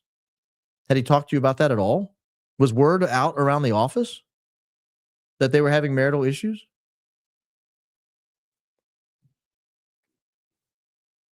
I think any one of those questions would have been superior to every single question that podcaster asked. Sexual deviancy. Well, maybe do you believe the Fed slop narrative? But he didn't push for an answer. But I can't think of any other question on there that was more important than any of those questions I just raised. Not a single one is more important than a single question I just raised. Speaking of, we just talked about this just a second ago. Terrell Farnsworth. Let me show you an image from, what's this, 30 seconds before Charlie Kirk passed away. It's just a single image. I'm not going to play the video. This is a video I'm pulling up. Mr. and Mrs. Censor looking in. I am not going to hit play. There's no danger that any of this will be gory or anything else. Look at this image here. This over here, Dan Flood is standing right here. He is the one standing to Charlie's right. Brian Harpole over here to Charlie's right. Over here to Charlie's left is a scenario we have described on 2 different occasions. One, we looked deep to Charlie's left, maybe to Charlie's 8 o'clock at Mikey McCoy. Mikey McCoy, there's a cameraman here wearing a black shirt. I think he's got like a hunter green or dark green hat on, but you can't see it here. Behind him is a guy in a white t-shirt, a long sleeve white t-shirt. You'll see a little bit of his black backpack. That's Mikey McCoy. We did a whole episode on Mikey McCoy, who is standing to Charlie's left. But more importantly to that, because he's kind of behind him to the left, and he's not really doing anything except walking away and as soon as the big bang hits, but he's not really doing anything. There are, in fact, to his left, 2 people actually doing something. The guy standing right here in the sunglasses with the folded arms, that's Terrell Farnsworth. Terrell Farnsworth is the one who, in the immediate aftermath of the Big Bang, runs behind the tent, over here to the left, off screen to the left, behind where this big, large black bar is over here, and climbs up on some loose pebbles and starts filming himself, not filming the scenario, not filming the scene, not filming people running and fleeing for their lives, but filming himself and his reaction to Charlie Kirk's passing. So that's Terrell Farnsworth. Down kneeling next to Terrell Farnsworth, a guy who, that I can tell, has no headphones on. He might have something like I wear, like in-ear monitors, but it doesn't look like it to me. And when he runs off, he doesn't appear to unplug them, so I don't believe he has anything like that on. You don't see him pull anything from his ears. And I'm not going to play the video because I don't have the edited version up, and YouTube gets all squirrely. But he's down here to his left on his knees where he's been the entire 9 minutes and 44 seconds or so of this video. Maybe a total combined cumulative minute or so did he accrue where he was not in this position, crouched directly to Charlie's left. I mean, directly to Charlie's left. If you would have asked if Hunter Kozak, who's here asking the questions, would have asked Charlie, who's to your left? Charlie would have looked to his left and said, Terrell Farnsworth and Philip Goldsberry. That's who's to my left. Why do you ask? Well, because Candace is going to have a dream one day, and she's going to talk to Andrew Kolvet about it. I want to raise the subject of that tonight, because when she said that, a cold shiver consumed me, my entire body. I went ice cold when I heard her say that something happened to Charlie's left.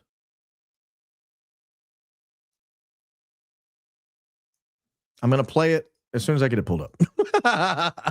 Here we go. Finally. All right. Watch the text message. I'll freeze frame the text message. This was Candace tonight, this evening, this afternoon, wherever you live.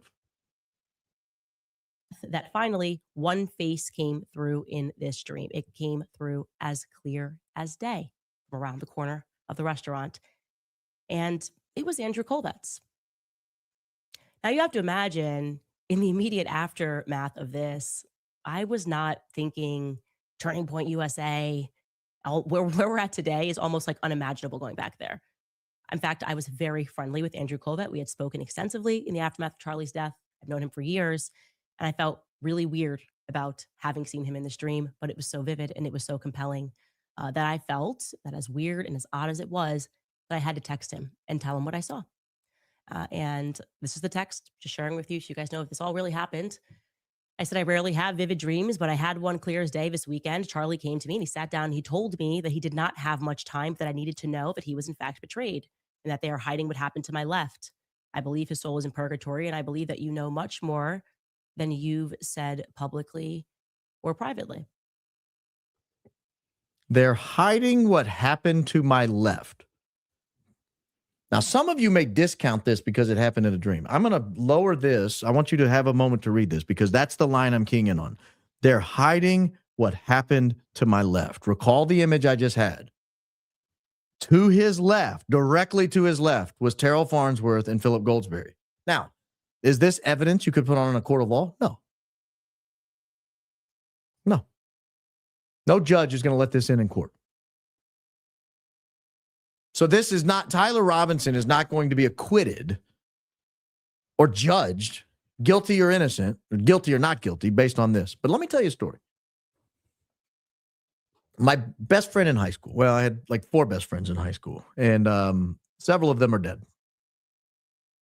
In fact, of the probably 6 or so closest friends to me, I think only 2 are still alive. Most of them died very young. I had a dream one night. Honest to God, I cannot be any more serious. I mean, I will swear on a Bible. What hand do you put on the Bible? Left hand, raise the right hand.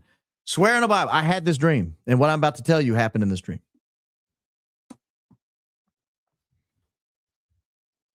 I was living away from Middle Tennessee at the time. In this dream, I was on Franklin Road, which is a road that runs between Nashville and Franklin. But I was in the Nashville part of it in Davidson County, which just happens to be in the exact spot where my best friend from high school was in a motorcycle wreck in July of 2007 and died. And I'm on that road, and in my dream, and it's real, it's over by the governor's mansion, that same neighborhood. If you guys know anything about Nashville, it's like where Father Ryan and the governor's mansion are. It's that Oak Hill area right there. Now, maybe way too much information for you, those of you in the Balkans. But that's where I was. You can look it up on a map. And what happened to my friend was he was driving south on 31 on a motorcycle, and a Dodge Durango pulled out in front of him. He hit the back of the Dodge Durango, went through the back window, through the front windshield, and died at Vanderbilt later that night or the next morning. I can't remember which, but he died shortly after that. But I'm on this stretch of road in my dream, and I pull over to the side of the road. And I don't even know why I did it. I'm just sitting. I'm getting chills talking about it. I'm just sitting there on the side of the road. And my friend, I'm not going to say his name, but my friend comes up to the car and gets in the car with me. And I was like, bro, you're dead. He was like, I'm not dead. I'm more alive than you are. I was like, what? What are you talking about, dude? I went to your funeral. It was like a month ago. He was like, I'm okay. I was like, are you sure you're okay? He's like, dude, I am okay. And I was like, where are you staying? He was like, I'll show you. And we drove up the road a little bit, and you looked out, and there was this just unbelievable expanse. Kind of like in that area, if all those trees were knocked down, because Nashville kind of sits in a bowl like downtown Nashville does. Like if you went up a little bit on 31 there on Franklin Road, you would be able to see down into that bowl. But it was like a mystical place, like clouds. And I mean, it was just like unbelievable place. And he was like, I live here. And I was like, what, dude? Can I take you home? He's like, sure. So we pull up to this place. And it's this just almost like a dorm room, right? It's not what you would think of as the mansion in heaven. Like, trust me, I'm hoping I get a little better spot than he had.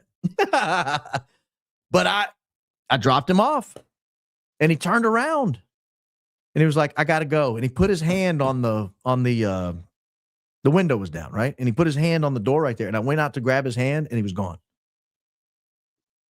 And he just turned around and walked off and walked into that house. And I thought, whoa, he is okay. And that dream has stuck with me. That was 18 years ago, more than 18 years ago. I have thought about that. It was as real as anything I've ever experienced in my life. It was as real as me sitting here talking to you right now, me grabbing this table, me grabbing the little mouse. me grabbing my spectacles. It was as real as any of it. And I knew he was okay. I knew he was.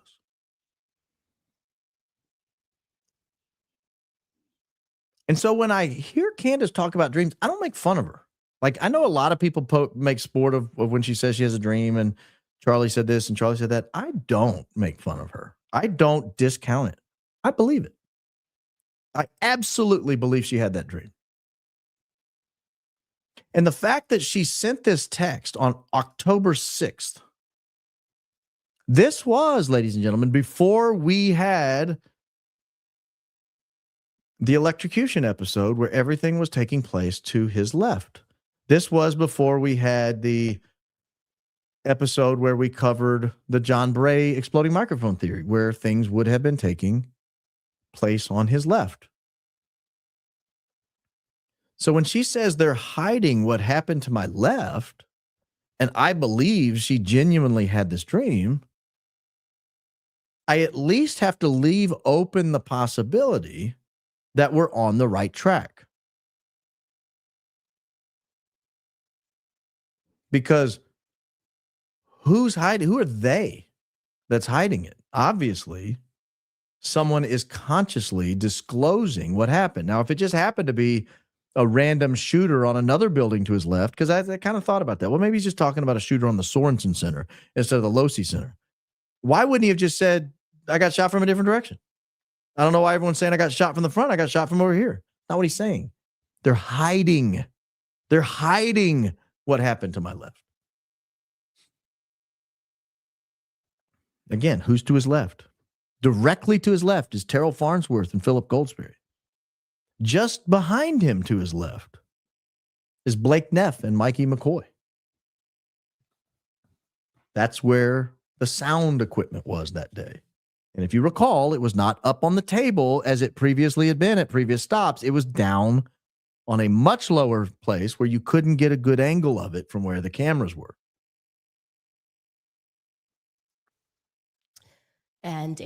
Sorry, I didn't mean to do that. I was trying to close it out. I'm telling you guys, I am not one to discount dreams. Now, I had another dream of a friend who passed. It was not as peaceful. It was not at all as peaceful. And I am not confident he's okay. And I don't even want to talk about it.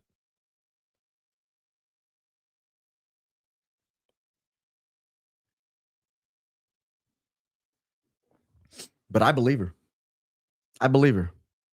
When she says she had a dream, I believe her. I absolutely 100% believe her. I actually had a third story I wanted to cover tonight, but I'm not going to have time because we're already an hour 44 in, and you guys have been very patient, very, very patient. I know there's been a lot going on. And so I want to get through some of these discussions. Again, I probably will not be live tomorrow unless something massive happens. I'll probably wait and go live Thursday and then potentially again Friday even. But probably not tomorrow. Probably not tomorrow. If massive news happens, you guys will see me here. I may do a member live. A short one, maybe 15, 20, 30 minutes during the day just to say, hey. So if you're a member, you may get a notice for that. I don't know what time that would be. Would that be lunchtime? Would it be mid-afternoon? I don't know. Probably won't be in the evening though, right? I'm not gonna interrupt your evening. Obviously not gonna do it when I know other people are on. So keep in touch. Name for member group, the High IQ Crew. That's kind of hard to say. I'm not ruling it out, but it's hard to say. I am taking names for the group. Baron, thank you so much for what you do. Could you please tell us again how you determine whether or not you can trust a person? P.S. I'm a cradle Catholic who just returned to the faith after pushing it away for years. You were a part of helping me return. Mary, thank you for saying that. Oh gosh, how personal do I get here?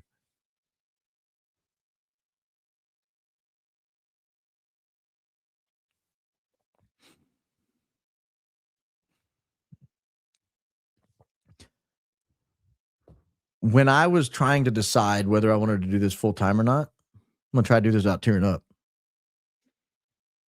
I was going through my emails, and I got an email from somebody who was talking about coming back to the faith, and they mentioned people like Candace and me and others who are very vocal about our faith, giving them the courage to go back into a church after many years.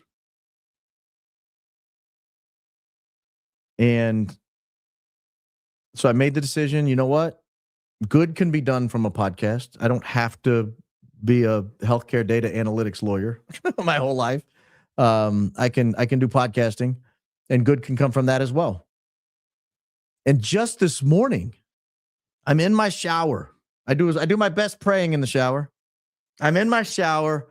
The water's coming down on me. There's something spiritual about water, right? The world was covered in water. The world started formless and void. There was water above, water below. I'm a very big fan. Your baptism is water.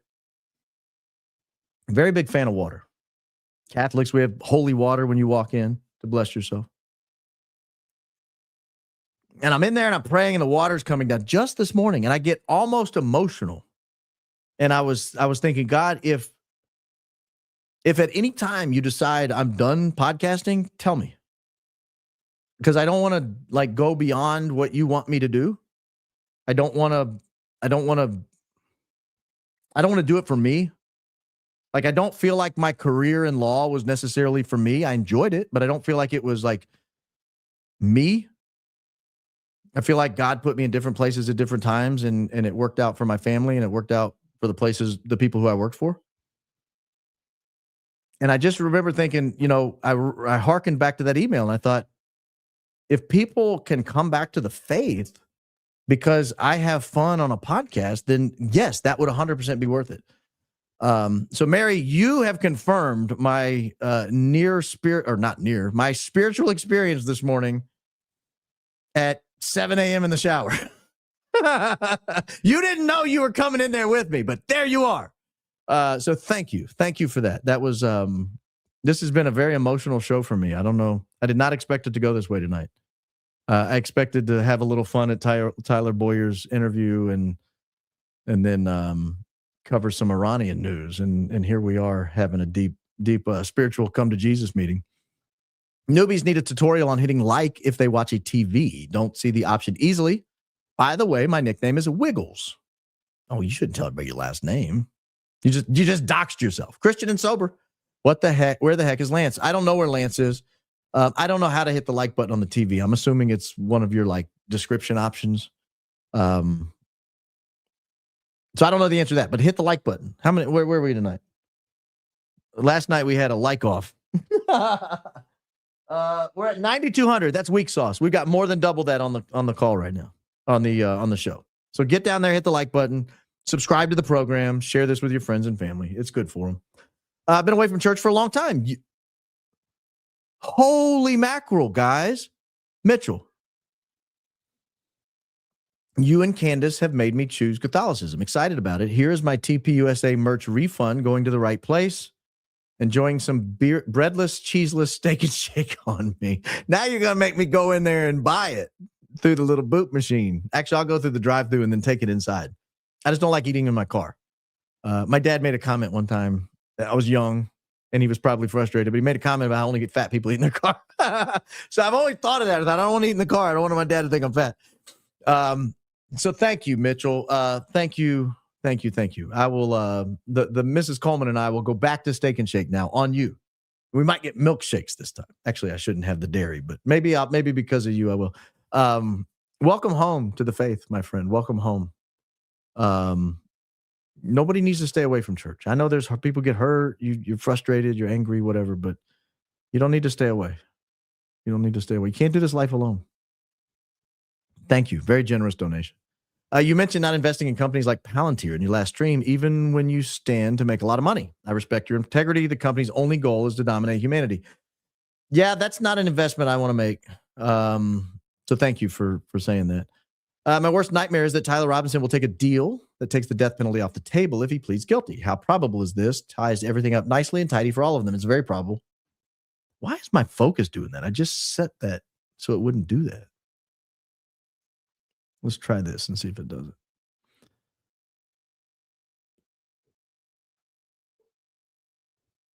There we go. All right. That would tie it up very nicely. I've said that that's the two biggest concerns I have is that he might pass away and that, sorry, I'm trying to make sure the focus doesn't change again. So that he doesn't pass, that he doesn't pass away and that he doesn't take a deal because that would close the case. Why is it doing this? Driving me nuts. Hold on. There we go. Professional operation, ladies and gentlemen.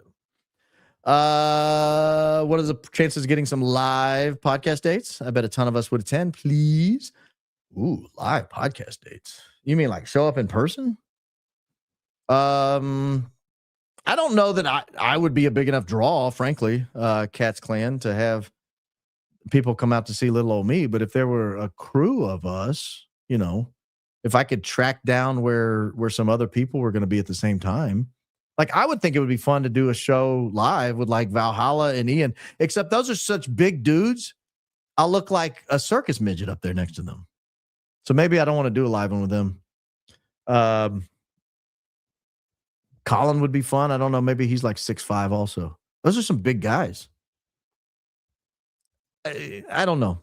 I'm not opposed to it, but I just, you know, I'm humble enough to know who I am.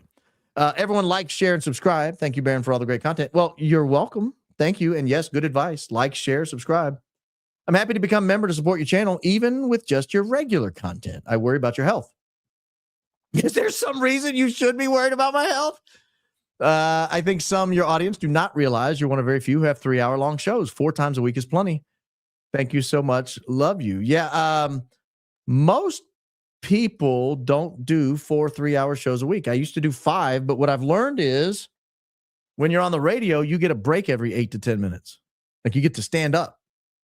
It is hard on my body to sit here still for 3 hours. I'm actually looking for a more comfortable chair. I love this chair. It's a nice Herman Miller chair. I got it, 10 years ago or more. It's in need of replacement. It's nothing wrong with the chair. It's a great chair, but it's hard for me to sit in this chair for 3 hours, 4 days a week, and not to mention all the prep time I put in. Considering the fact you lift yourself out of the chair every 2 minutes, I'm expecting guys, I'm expecting a hemorrhoid seat cushion any day now. That's not it. It's my back. It's my back, and I don't have back problems. Like I worked out today. I ran a mile combined. I did a 90 presses. So, can Charlie's parents file a wrongful death suit against Erica, TPUSA, and a security team? I don't know the rules in Arizona or Utah. My guess is probably not, but I don't know. Also wanted to say, I think your assessment of Megyn Kelly's spot on. No consistency. Feather and wind. Stop following for that reason. Also loved your book. Recommend to those thinking of converting Rome Sweet Home. True. Thank you and God bless. Yeah, Rome Sweet Home is a phenomenal book. I mean, a truly, truly phenomenal book. Truly, truly, truly a phenomenal book. Rome Sweet Home. If you've not read it, check it out. I was hoping Andrew Kolvet would come around. After viewing Candace's podcast today, he's demonstrated to be an awful human being, if we can call him that. I'll reserve that to the Lord. But what I will say is he has made some horrific decisions, including not responding to her since October. So, do you think we'll get Christmas this week and get a photo of Erica from Candace? Keep up the great work. All things in due time. All things in due time. You guys don't rush everything. Some of the best stories take great patience. It's not stringing people along. It's great patience. What has happened since the speculation that there's a picture of Erica's floated around? What has happened? Erica's gone silent. She stopped trying to provide an alibi. Why? Because she knows there could be a picture floating around. You know, who knows what other negotiations are taking place behind the scenes? You don't know that. You don't know that. Starting to doubt the existence of... You guys write in pairs. I need to read comments 2 at a time. Doubting the existence of any damning Fort Huachuca Candlewood photos. Beginning to think Candace's heavy insinuations might have been a bluff to suss the alibis out. I would not be so sure. I would not be so sure. Love your show. I sent some emails offering merch samples. I hope I'm not being sent to spam. You are not, nor are you alone. There's there have been several people offer to help us with the merch. And when the time is right, we will pursue some of those. Absolutely. When the time is right, we will sift through those and make a decision. Thanks for all you do. I've never subscribed, super chatted, anything before you. I particularly love when you stop to talk to Andrew directly. You'll have to let us know if he ever responds. Go, Max.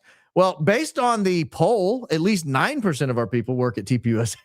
At least 9% of the people work there or are friends and family. Because I can't imagine anybody else saying yes. Would love to send you a purple hoodie from Catholic High School for Boys. Would make a great Easter garment. How to do so. Keep up the great opening statements. I'm loving learning. I'm working on getting an address where people can mail stuff that's closer. Because right now I take my mail in Miami or Aventura actually, and it takes a while to get forwarded to me. And it's at great expense because I have to pay the shipping. And I do appreciate everything that's been shipped to that address, but I am working on getting an address closer to home. So stand by on that. I will let you know. It'll probably be maybe next week.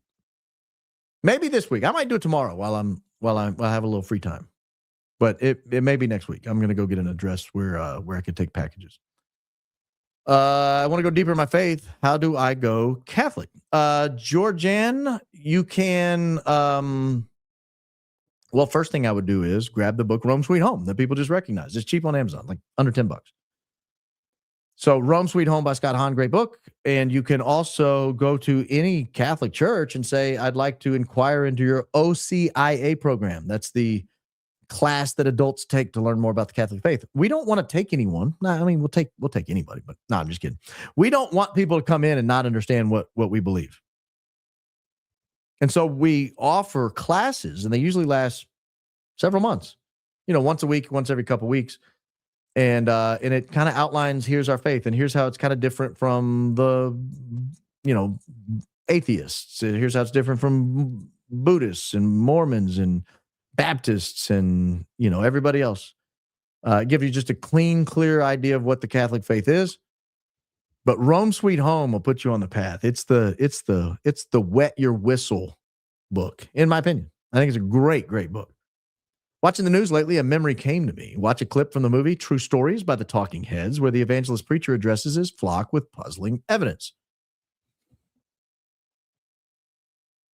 I don't know what you're talking about. I love you, Gary. You're a great commenter, but I cannot make heads or tails of that. But I hope other people were edified by your comment. Love your podcast. Love your comment, Cheryl. Thank you. 2 days, 2 shows in a row. Look at the high IQ outfit out here blessing the masses. When am I gonna get to see a yellow hoodie? I've been losing that bet for 2 weeks straight. Now I have to buy one.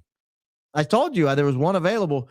Look how this white one washes me out. Have you seen me in the bean paste hoodie? I can't imagine what a yellow hoodie is going to do to me. I'll buy it. You guys have been generous. You guys have blessed me beyond anything I ever imagined. And so I will buy the yellow hoodie and I'll break it out, roll that beautiful bean footage, because you have been a phenomenal commenter. I'll buy it. I don't want to say I'll buy it right now, but I'll buy it tonight.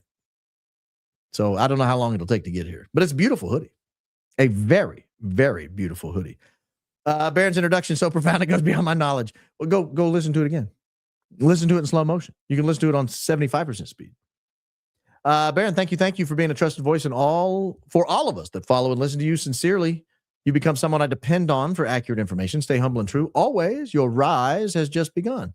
Thank you, Kelly. Very, very kind words. Very, very kind words. Flocka Nova AI is the new DARPA LifeLock. See YouTuber Business Reformer. They can see your search history before pulling you over by your license, according to whistleblower featured on this channel.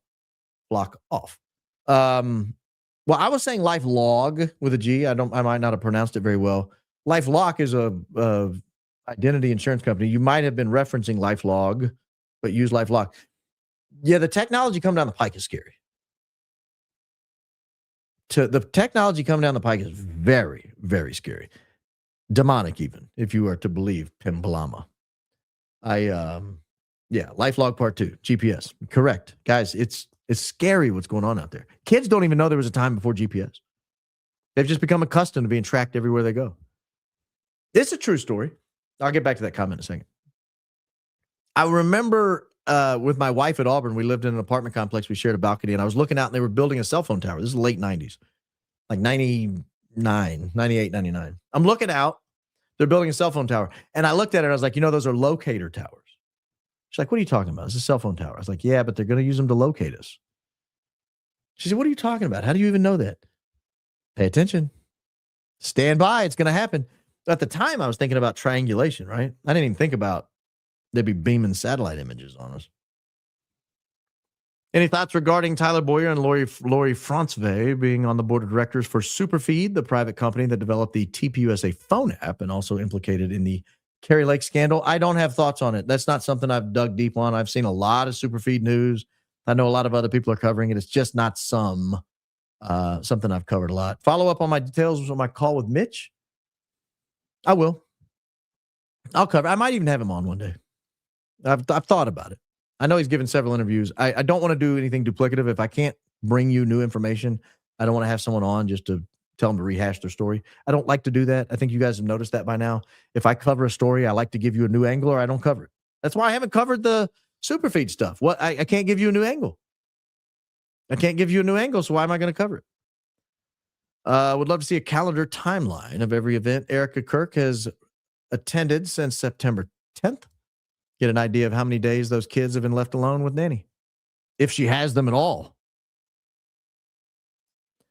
I tried to enable captions. I'll try again. I think I had them on at one point. Did they come off? 3 questions. 1, man, you guys like your multiple questions. Does Erica Kirk and a legal team have access to discovery and evidence? Probably not. Probably not. 2, is it legally allowed for Erica Kirk to keep phone and turret keep necklace? Yes. If they were handed the stuff, they have legal possession of it. They're not breaking any laws. 3, spouses are top suspect, and money is top motive in murder cases, right? Often. I wouldn't say 100% of the time, but often. First time sending a super and YouTube won't allow it. Well, they just did, Valerie. Must be something important, right? I'll email it to you if you want to read it instead of this. Subject will be YouTube blocked. Duly noted. Duly noted. Slap a light beard on Tyler and you have someone similar to Cabot. Just saying. Don't think I didn't think about it. Lady Di over on the Grumble. Love all you're doing, Baron. Howdy from Texas. Well, howdy, Lady Di. I thought you died in France. Oh, yeah, I just read that one. Yes. Colin's vid today about MK often connected so many dots for me. Did you see it? I did. I know from experience that the Q movement often was infiltrated with occultists, witches, and Satanists. MK often makes sense why this was the case. Yeah, that was actually new to me, some of the information. So I was edified by Coach Collins' video today. I anticipate you would be as well if you watched it. Tyler interview, guy in the bottom left corner, isn't he the one that was at the event that had that crazy therapist kidnapping experience? Yes. I thought I brought that up. Did I forget to say that? It's the attorney side of you. We do it all the time. I appreciate what you're saying, but that was not my question. Non-lawyer people get a little annoyed in normal conversations when we do it. That's true, Jill. One of the great benefits I was told when I went to law school, they do an orientation. They said one of the great benefits is for the rest of your life, if you continue to practice law after you leave here, for the rest of your life, you will be trained to keep the issue in mind when someone's talking, and when they get done, say, you didn't answer my question. It's a little annoying, but it happens. Related to Tyler Bowyer, maybe he doesn't believe the Fed slop because perhaps he knows the truth. That was my thought. Ability to dig deep and connect the dots with such clarity is rare and valuable. Don't change anything. This pod is absolutely fantastic. I don't plan on it, young lady. Or young man. There's both of you in the picture. Oh, Vivian, probably young lady. I caught that left comment on Candace last night. Tonight. Need to duck out of the live, but I'll be back to hear your take. Yes. I hope you came back to hear it. Edge. Tyler's been and is still so dirty. I pray the money trail takes him and others down, and no Trump pardon this time. Those are harsh words. Candace said through Project Constitution's comment that Erica was Charlie's handler. First time Candace has said that out loud. Do you disagree?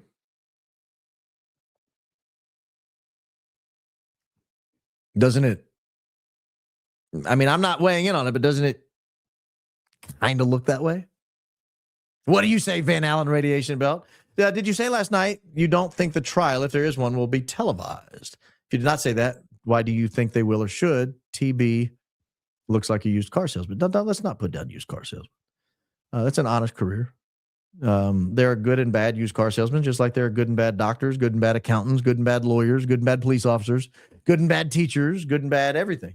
So I don't think it'll be televised. The judge has been very cautious about televising anything so far, going so far as holding closed-door hearings, shackling Tyler. I just don't think he'll do it. We'll see.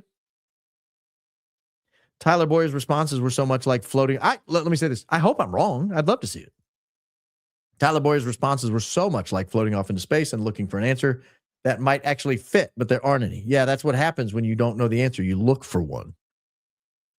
Barrett, I'm the man that did this interview. I'm a fellow devil dog. I have a lot of questions, but I had a lot of questions I wanted to get through. Definitely could have pushed back more. He said he wants to come back on. I'll do better next time. Hey, let me say this, Latter-day Saints. I don't know how much podcasting or broadcasting experience you have. I thought you did a good job. Like, I don't think you did a bad job. I chalked it up to you didn't want to create a hostile situation with someone you invited on the show. That's how I chalked it up. More than you intended to, because I thought you asked some pretty good questions, but I think all the rest of those questions are the ones I'm dying to know the answer to. But don't let me get you down. You run your own show. I'll run my own show. And maybe you can come on my show one day. I'd love to know your experience with some of these questions I have relative to what's going on over there in Utah, because it seems like everybody's related to everybody. So thank you for watching, by the way. I watched your show. I watched the whole 2 hours of it today. This would have been an incredibly frustrating deposition. Of course, he doesn't believe it. That's what witnesses do. Skirt the question when they can't give you a truthful answer. Yeah. I mean, I think he was basically, I mean, in my opinion, I think he was not very honest tonight. I think he filibustered out of necessity. Don't worry, Baron, you're the best. Oh, thank you, Gary. Duly noted. Joe's done with class. Time to hand the logic book over to Gary. Gary's question wasn't, I mean, I'm assuming it was a good question. I just don't know. We get the show we deserve every day, thanks to you. Oh, that must have been during my my chaotic moment where I was doing this and I was just watching the screen and you were watching me. I think I was getting a one of these things out, one of these little throat lozenges. It's hard to scream into a microphone 12 hours a week. Love the show. You need a producer. I know. Quit being stingy with those super chat bucks. It's funny watching you wait for the non-existent video to finish. I got an update on that as well. I am bringing someone on very soon. Probably a month, maybe a month or so. I'll be bringing someone on. I will be introducing you. I don't know if this person will want to come on air, but I'll be introducing you to this person by name or by character. But yeah, so there will be, the help is on the way. I'm not being stingy with the super chat bucks, but I also believe an honest worker is worthy of his wages. And I don't want to take advantage of somebody who's willing, I get a lot of people say, I'll do it for free. Well, then I can't fire you. I can't. I don't care that we can't see what clip Baron is showing. It's the confidence he displays when we get to watch that I live for. Yes. I make errors and I do it with confidence, ladies and gentlemen. Again, my background is radio. We couldn't show clips. Production was all behind the scenes. I could do it in my underwear. No one would have known.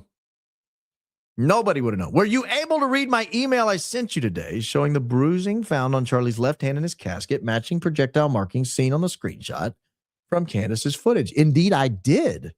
And indeed, I have made that connection. So I appreciate you for sending it.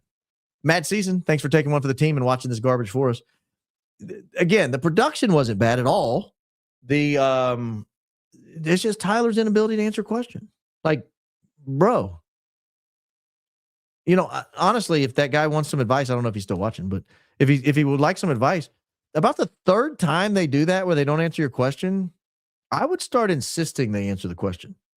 Ask it again at the end of the question. They get done and they didn't answer it. Say, well, are they doing the Doge effort or not? Like, did they cancel it?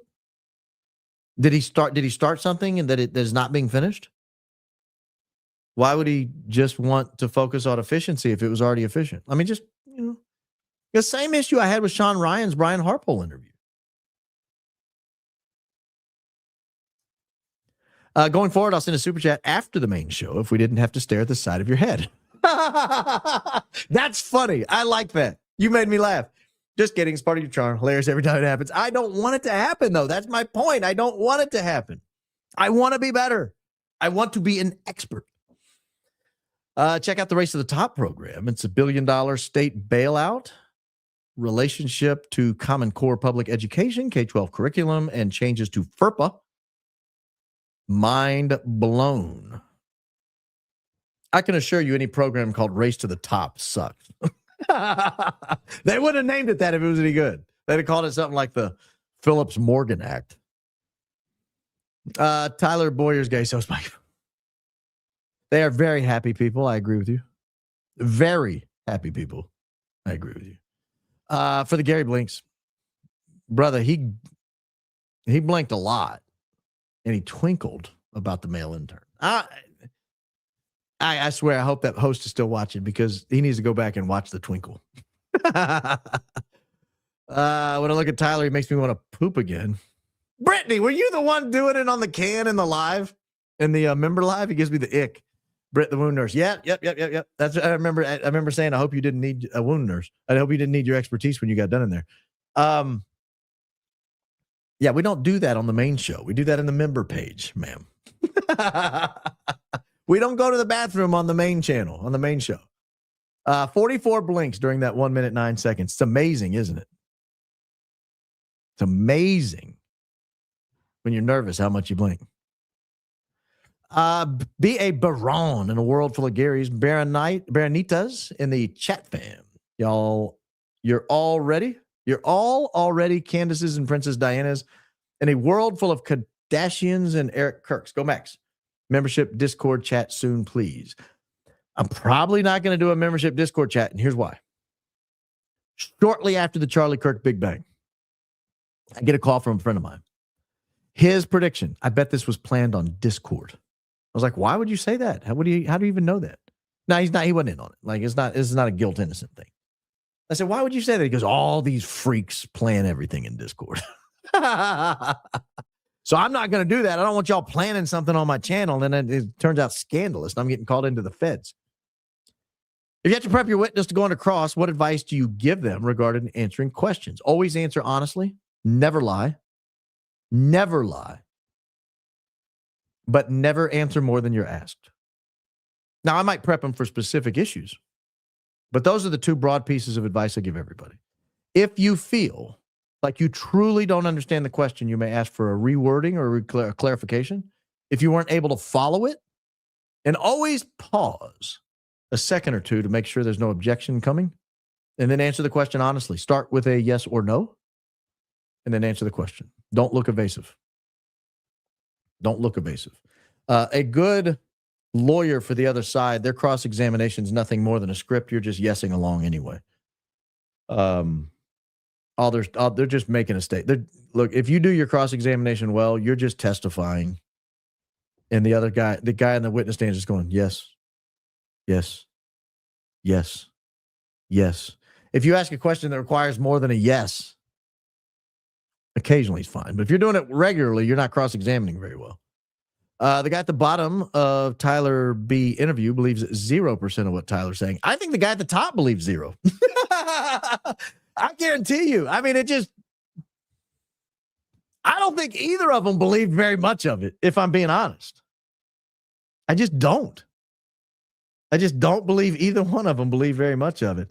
Grumbler. Hey, Baron, please check your email. I sent you a video slowed down where Philip turns his head 2 seconds before the shot. I played that video. And in fact, I titled the video. You can go back and watch it. I know you grumblers, everything's out of order over there. So I'm going to give you the title instead of the number. But I think I titled it, Did He Flinch Too Soon? I think that was part of the title anyway.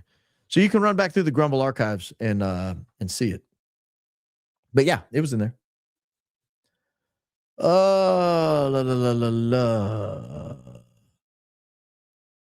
Baron, I think you're the bomb diggity. Well, thank you. Freezing yet funny. SD. I can't wait to see your high IQ scruffy strawberryness daily. This is more like salt and paprika these days. Maybe I got a little crush, but not the cross-country drive with diaper wearing kind. Is that the UAH professor who drove to Houston or something without stopping and murdered somebody? Yeah, I hope it's not one of those. Yeah, my first super. Yeah, that was a wild story. That was a professor from UAH that got caught in some love triangle. Where did she drive? She drove to Cape Canaveral or Houston. She drove to some other NASA outfit and deleted someone. But she drove in a diaper. Yeah, please stop at the Buc-ee's. You know what I mean? If you're gonna do it, stop at the Buc-ee's. No, don't drive across country. Speaking of a GAY, I just recalled watching for a Steven Crowder was interviewed by Ben Shapiro with Crowder in his underwear. It was weird. I was not aware of that, but yes, that's very weird. Very weird indeed. Thank you for that beautiful token of appreciation, Chella. I have a friend who just had a baby named Chella, I think. I'll have to check on that. Tyler just going to let Candace make defamatory claims about him, not threaten a defamation lawsuit. I think he might. Golly. You guys are harsh. He did say somebody had gotten a cease and desist. But, you know, don't go threatening to sue somebody for defamation if you know they've got the goods. Pound the table. Pound the table. Collecting good memories about Charlie, he was polite and would attack an argument, but not the person for the sake of gossip. Anyone else think it's time TPUSA stops telling us what Charlie thinks or would say? Thanks, Baron. Yeah, I had the third story I was going to play had a Charlie component to it. It was a clip of Charlie from back in maybe October, November of a couple of years ago, 2023, talking about Iran on the PBD podcast. Maybe I'll play that tomorrow. Not tomorrow. Maybe I'll play it Thursday, whenever that is. If we end up like bombing Iran, I'll come on tomorrow and play it because I think it's important. I think his take is important. Thank you, Julia Baldi. I saw your gift there. Sending this super on behalf of Sue Bishop, who left a comment saying she's South African, loves you, and can't afford to donate. Oh, I'm American, but lived there for 3 years. Well, thank you, loud personalities. That's one of the kindest things anyone's ever done for another commenter. Very, very kind indeed. Love how classy he dresses even when he's taking. Yeah, he did wear his pajamas in and a hat because he hadn't showered. I mean, that's the only thing I can assume. Actually, I showered before I came on, and I have a hat right here. So I haven't worn a hat in a while. Maybe I'll wear a hat next time. It's been a while since I've had a hat on for a show. Yes. Oh my, the Tyler interview, the guy on the bottom left is not on board. Rolls his eyes after almost every answer. Now I got to go back and watch it again. You're going to make me watch a 2-hour interview again. I'll watch it on 3x speed this time or 4x. That's funny. That is funny. If EK has a broken heart, I'd love to see the production when she is happy celebrating. I see what you're saying. I mean, what can I interpret? If she'll shoot fireworks out of her rear end in grief, we can only imagine what she would do if she's happy. No wonder why Mark Zuck looks so spaced out all the time or deer in the headlights, because he knows it's all just a psyop. Yeah. Yeah, I mean, it'd be hard if they approached you and said, we'd like to make you fantastically wealthy beyond your wildest dreams, like $50 billion, $100 billion. Would you like it? No, of course. I mean, you might lose your soul. So there's that. Move on. There's nothing here. I don't know when you said that, but I can assure you there was something there, or I would have moved on. I lost my young son to leukemia. Oh my gosh, that is tragic. I'm so sorry to hear that. I was fortunate to stay home with my 3 daughters, and I never would have dreamed of going back to work. I could have been offered money or to see the world. Easy no. Oh my gosh, I'm so sorry that happened to you. Life is a cruel existence sometimes. You know, we often forget how cruel it is. I mentioned the year 536 the other day, or was it yesterday? Where like half the world died, and it was a miserable starvation. It was not like, I mean, it was just horrific. And you forget that the vast majority of humanity is just death, subjugation, slavery. Like, not much of humanity is 21st century Western republic, you know? So I'm sorry you had to go through that. What if Charlie Kirk meant on his left, like left ring finger, where his wedding ring is? Ooh, Tim. I'm not ruling it out. Sword of the Spirit doesn't slay like they intended it to because they are not of the Spirit. Sick of these posers using Bible verses to schmooze over their treacherous deceit. I'll admit the Bible verses from the TPUSA crowd are a little much. They're a little much. They could dial it back a little. In Confessions of a Sociopath by Emmy Thomas, one of the few diagnosed sociopaths to write about, or psychopaths to write about her worldview, she insists psychopaths are bisexual, i.e. You guys dig. Oh my gosh. Creeper. You made me say creeper. Can't think of a better person than you that deserves to have their channel grow as much as yours has. Much love. God bless you and your family. I tell you, it feels supernatural because I'm doing the same show I've always done. And like I said, I would do it to 30 people, 50 people, maybe 60 or 70 on a massive day. And obviously it's much more than that now. So much that I'm having to bring on help. So he's underground now. That's my question, Edge. I don't know where he is. Yeah, I talked to 2 different people today about helping me. I've gotten to the point where I need some additional resources. I mean, not resources. I need some additional hands to get everything done. I need to get done on a daily basis to produce a show that's worthy of your time. I've told you this from the beginning. I'm not going to put on a show that's not worthy of your time. If I haven't done prep, if I don't have a story ready to go that I think is a different spin than you can get somewhere else, if I don't have something unique to deliver, I'm not going to turn the microphone on. I'll just take a day off. It's not the end of the world. We'll all survive another day. I'm sure he had a will. Is there any way I could find out? Oh, I guarantee you he had a will. I would think he had a will. He had to have had a will. Or Arizona, I think a bunch of his wealth would have gone to his mom, if I'm not mistaken. Can you turn the video up on the videos you're showing? I was dialing my phone to max, then back down when you spoke again. Love the show. I thank you, Candace Baron Christ is King. Well, that's a big name. I will make a note of that. I actually pulled those volumes down a little bit. I need to adjust them over here, I think, because they're so loud in my ear.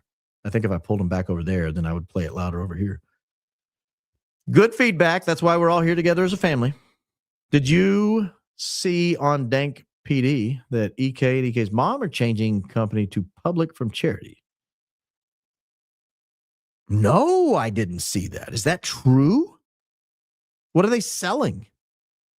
No, they're not going public. No one's going to buy TPUSA stock. I mean, I wouldn't. I might short it. Great show as always, but I have to watch replay. Taking care of mom tonight. Well, Alpaca Renee, you're welcome to join us on your own time. There's no requirement you watch us live. Thank you for the generous donation. Johnny, 2 times. Oh, think Culmination or Coleman Nation, except there's Lionel Nation. I like Lionel, and he has Lionel Nation. I don't want him to think I'm copying him. I don't want him to think like our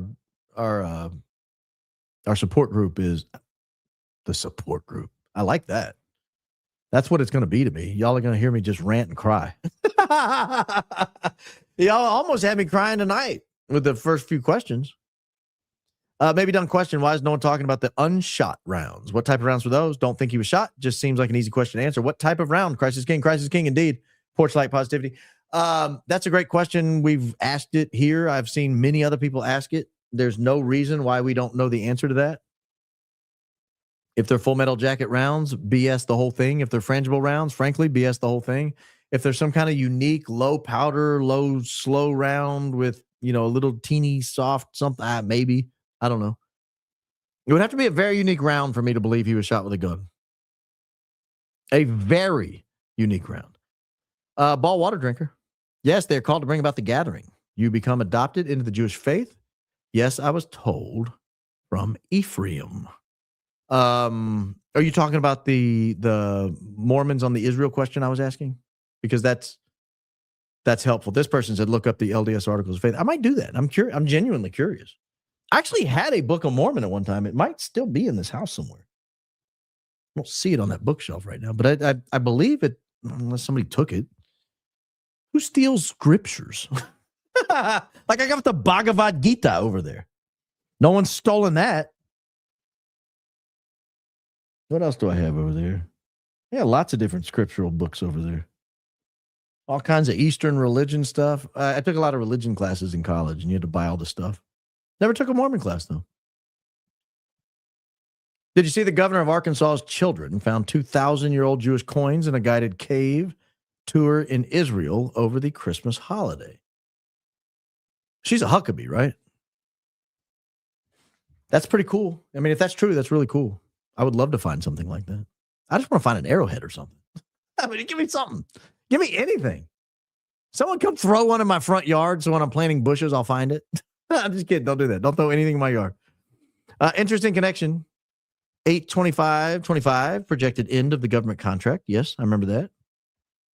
8/25/25 allegedly starts communication with UVU security. Have you been watching my old shows, AJM? Because I did a whole show on that one point. Actually, I did 2 shows on that point.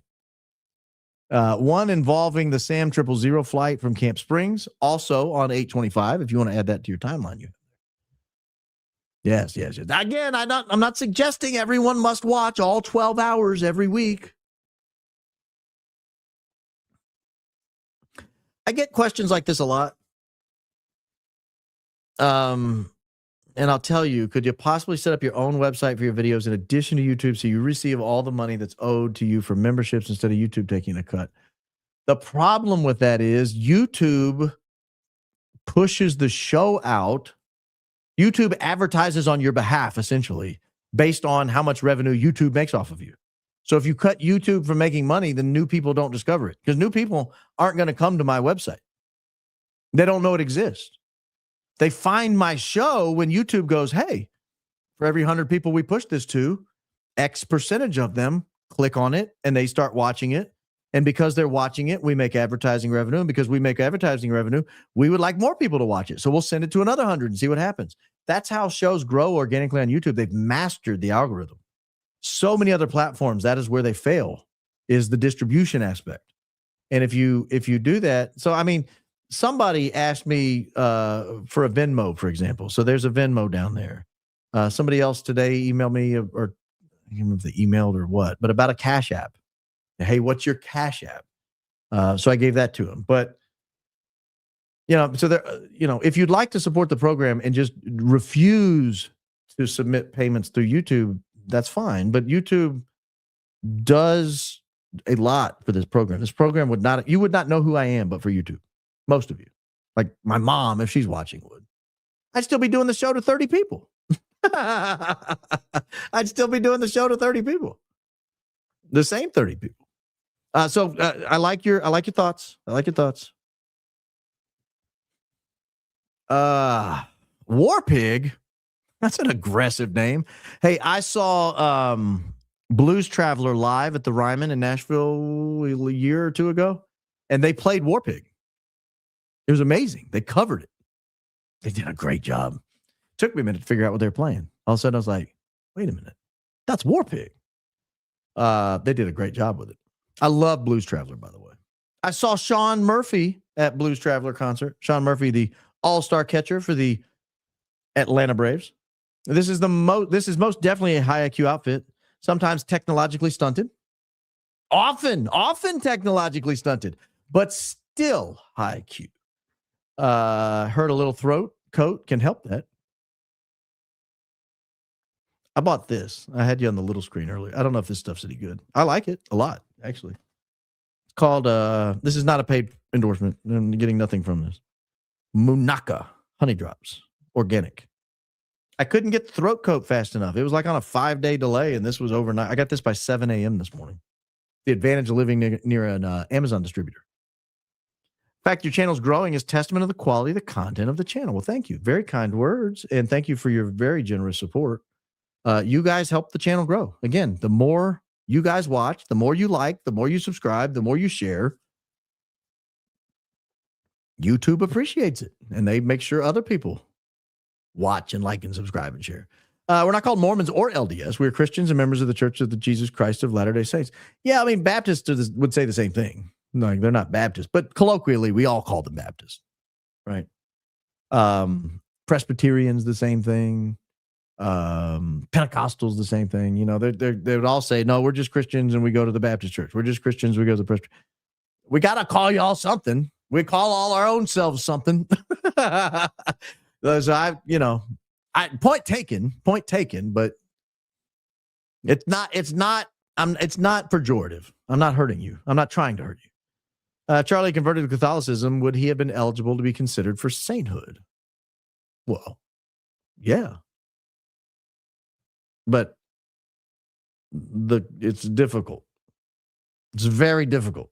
Not everybody gets in to sainthood. And again, that doesn't mean that only saints that have been declared saints by the church are considered saints. The idea is that we reserve a special honor and recognition for these people because we believe their lives have been extraordinary as evidenced by certain things. So, he might very well be elevated to sainthood. He just hadn't been canonized. It'll be interesting to have the behavioral panel guys analyze the interviews of several of the people surrounding TPUSA. I watched some of those people. You know what I'm talking about? I watched some of these people. Can I interview some of who people? Can I interview one of these people, please? Awesome show, never disappoint. Oh, you mean like Tyler Bowyer? I would. I doubt he'll come on. I'll reach out. That's a promise. Let me make a note of it. I'll reach out to Tyler Bowyer tomorrow. I doubt he'll come on. Call Tyler Bowyer. It's in writing, guys. It's going to happen. I'm leaving a note at the front desk. This is a very hostile podcast. Can I speak to Tyler Bowyer, please? Yes. I'll try. We've come a long way from the day Erica read her speech at the podium next to Charlie's office chair. You have no idea what you unleashed. That's not a bad idea. We ought to go back and watch that as a family. I see you're a member. Maybe we'll make that a member show. We'll go back and watch that. That would be fun. That will be fun. Love your style. Always wait with wonder what the monologue will offer. You never disappoint. Thank you so much for sharing your work with all of us, with us all. Go Max and Christ is King. Christ is King indeed. Well, thank you. Very kind words. Very generous donation, Donda House. And, thank you. Thank you. You guys are humbling. You guys are very humbling when you say things like that. I truly feel if the internet doesn't prove what happened to Charlie, that the fix is in to have Tyler R. be the only one charged. So much out there, so many pushing the narrative, feels like evil will win. It's tough.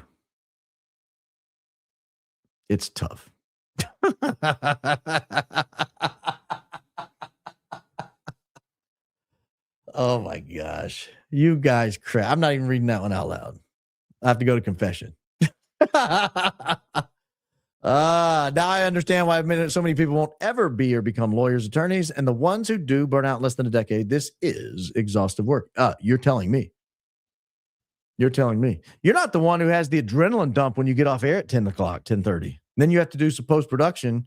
Then you have to do some uploading. Then you have to go try to crawl in bed. Because that, the light breaks early before 6 o'clock around here. So it's something. I hope you weren't offended by my previous super. Jokes don't always come across as funny over text. High Q 100%. Haven't missed the show since Google Trends. Appreciate your voice. Thank you, Excelsior Boomer Education. I'm hard to offend.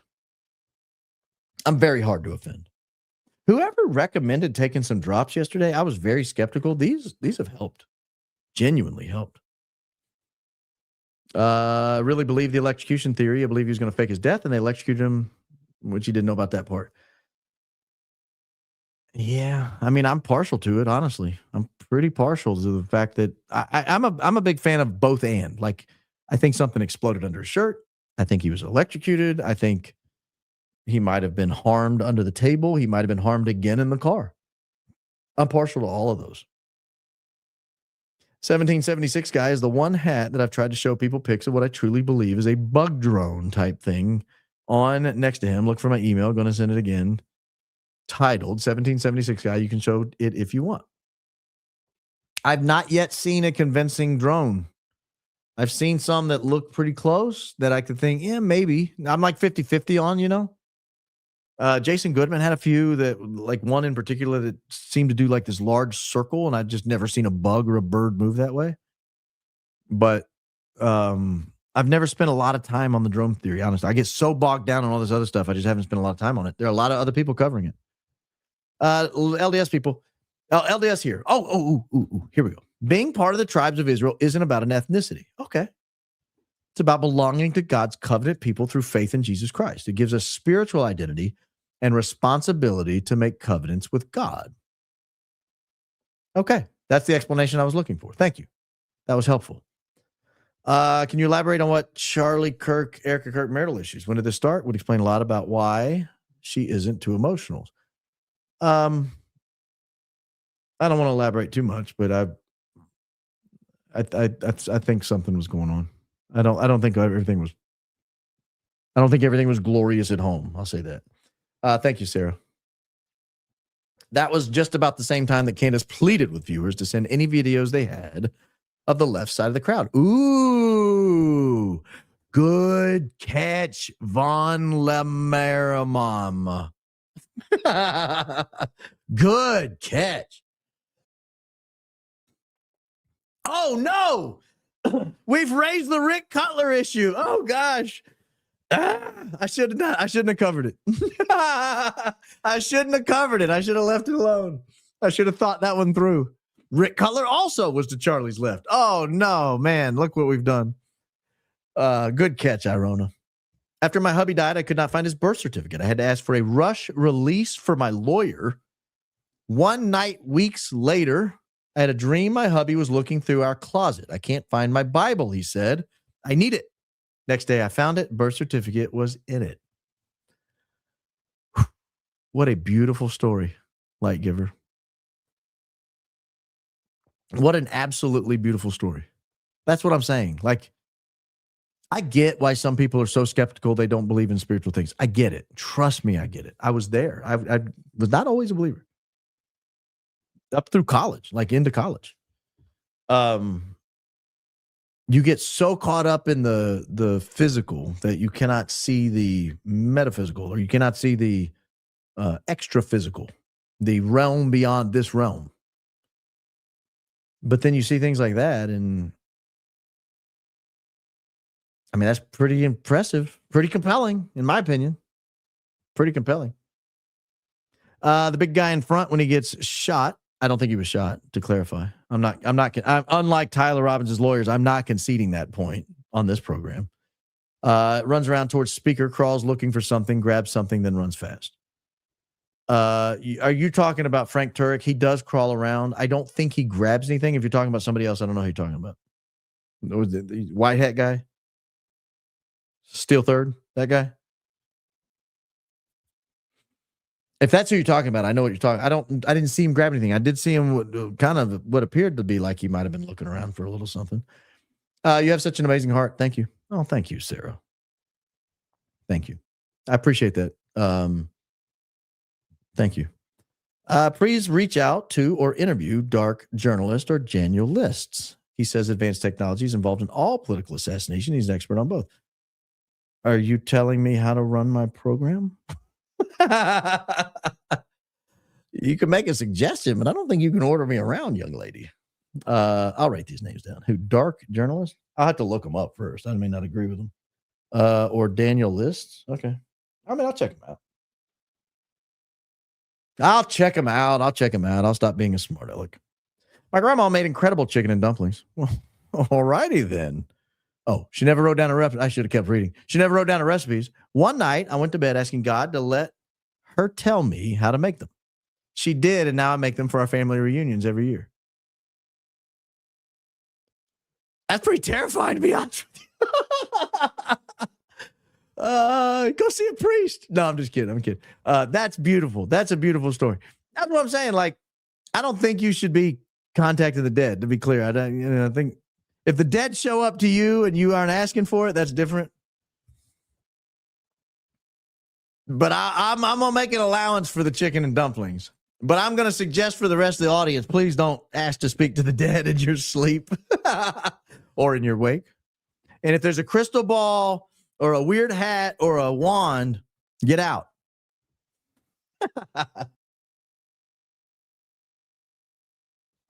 Get out. Yeah. I think it's one thing to be visited by the dead. I think it's another thing to say, oh, dead, come see me. Come visit thy servant of darkness. You get some of those weirdos, you know what I'm talking about? I'm just messing with you. Enjoy those biscuits and gravy, or chicken and dumplings. God, please enjoy them because I can't stand chicken and dumplings. Wet biscuits. Blech. But I'm glad you like them. And frankly, I've never had your grandma's. Maybe they're incredible. Maybe I've only had bad ones. Mikey exchanged look with Flood, used phone. Flood used arm signal. Pow. Please never stop. Also, I'm angry at Pope. Catholic back at Mass because of you. Love you. Now, what did the Pope do to you, Miss Crawley? Was it the blessing of the ice? That was a little weird. But I think he's done a pretty good job. I mean, as far as popes go. Look, he's the Pope of the whole world. It's a tough job. Tough job. But thank you for the kind words, madam. Test can't send more. What the heck? I don't know, Adriana. I remember before the show, you were complaining this show was coming on too late for you. You said 8:00 Eastern time. What are you trying to do to me, Baron? But I'm not holding it against you. Y'all don't understand. I got an old steel trap going on up here. Yes, good question. Bushes were also off to the left. Could have been the bushes. Stay out the bushes. After my daughter died, I dreamt she was with her dad, who'd also died, and she told me she wasn't alone. Another dream was me chasing her but couldn't catch up. Like it was her telling me to stay here until it's my time. It's hard. Wow. Yeah, see, that's what I'm talking about. Like I do believe, and I think it's biblical. I mean, look at all the dreamers in the Bible. Honestly, look at all the dreamers in the Bible, Old and New Testament. It's not like God stopped dreaming. It's not like humans stopped dreaming. It's not like God stopped acting. It's not like miracles ceased. Will you please help me find the McCoy sermon where he says, mark them, keep an eye on them. Found you 2 months ago. We so appreciate your work. It, I believe, was the sermon he deleted. Was it? Was it that one or was it before that one? It's in my transcript somewhere, brother. I wish I could help you off the top of my head. I just was bragging about my steel trap brain, and now I'm confessing I don't have it. Feel a little like Tyler Bowyer. No. I met her before and during. It was actually the same thing. Remind me of John Kerry. I actually did vote for the $87 billion before I voted against it. Some of you young heads won't understand what that means. You old heads will get that. Thank you for sharing your story with us. My condolences about your friend. I too get visits, and premonitions in my dreams. I absolutely believe Candace, born and raised Catholic, but had been dormant. Candace and you helped me reignite my faith. Yeah, that's what I'm talking about. Like, that was my emotional moment this morning. Was like, well, you know, I want to do this as long as I'm useful, right? So thank you. Thank you for sharing that. Thank you, Stephen Bloom. Thank you. Baron, we're brothers and sisters in Christ. I appreciate your faith and integrity, no matter the church you attend. Love your show and history lesson intros. Wasn't it Jesus who said if somebody says they're one of mine, then they're one of mine or something? If somebody offers you a glass of water in my name or something? Look, I mean, I don't know. I don't know if I've ever given my full treatment on that. Maybe I will one day. Like, obviously, somebody's got all the answers. And obviously, that means other people, by necessity, either have more or less of other groups, right? But there's something about, like, hanging on to the essentials of the faith that you might have a tougher time because you don't have the fullness of truth. And we all think we have the fullness of truth, right? If someone once told me, you think you're always right. I'm like, yeah, of course I do. If I thought I was wrong, I would change my mind. Like, I'm not an idiot. So we all think we have the fullness of truth, or else we would change churches, right? But I don't want to go too deep on that right now. Thank you for your very kind words. Thank you for your generous donation. Andrew Kolvet to the left on his show. That could have been. Thank you, Chrissy. I've had a dream like yours. These dreams are called visitation dreams. Early on, I saw a video of Charlie Kirk under the tent.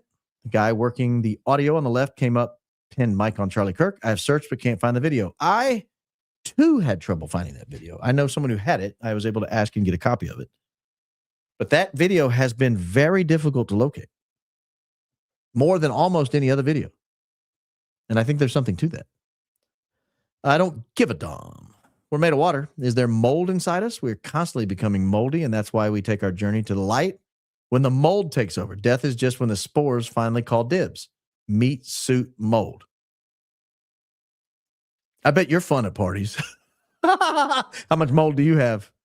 Oh, dude, you're toast. You're almost... I can smell you from here. You're almost dead. Oh, you sound like a blast.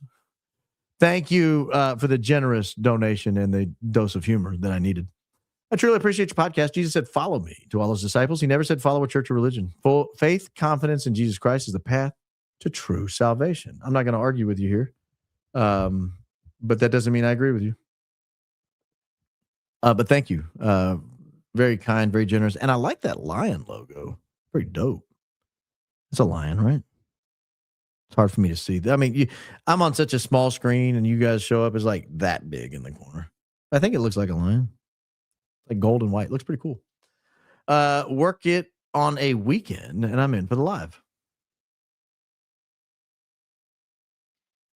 I do Sunday shows. I did one yesterday. That's a week. Well, that's, I guess, a week beginning. That's a week. We call it a weekend. My dad and uncle died in last year. I had a dream that I was in a store and they kept passing me. I caught up to my dad and asked, why am I dreaming about you? He said, because you miss me. His birthday is January 13th. That's tomorrow, young lady. Happy birthday to your dad. I'm sorry you lost both your dad and your uncle. I was comforted by my encounter in my dream, and I hope you were as well. Thank you for being part of the program. Hunter Kozak was in a most egregious group that cursed and cussed and despised Turning Point. Yet when interviewing with EK and Weiss, he decried the violent rhetoric. He was the catalyst for the offing of CK, cognitive dissonance much. Or he was in on it. I mean, either or. I don't know. Yes, to the left is the sound booth. That's correct. Good call. Steel case gesture chair. Oh, I'm going to make a note of this. Let me see here. Steel case gesture chair. Does it look comfy? Jeez Louise. What kind of outfit you think we're running around here? A $2,000 chair? Well, at least it has free delivery. I'm glad they're not hitting me for $14.99 after charging me $2,075 for a chair. Oh, here's one for $17.39. Oh, that has a headrest. Maybe I don't need all that. I'll have to take a look. It looks like they have some less expensive options if I shed some of the thing. Thank you, though. That is a great recommendation. It looks like a nice chair. I will check it out. See if I can find one under $2,000.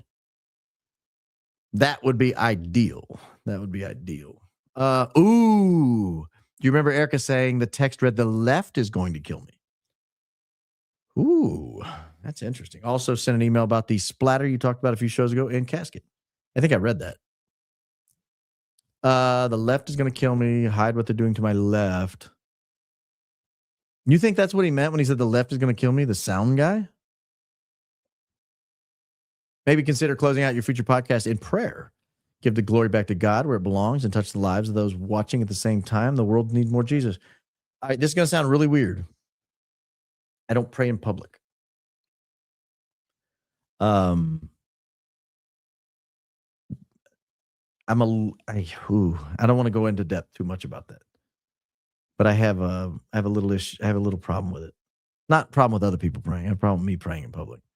And it's I have trouble reconciling in my brain that prayer about, or that part of the Bible where he talks about the guy praying in the closet and not praying in the front of the temple.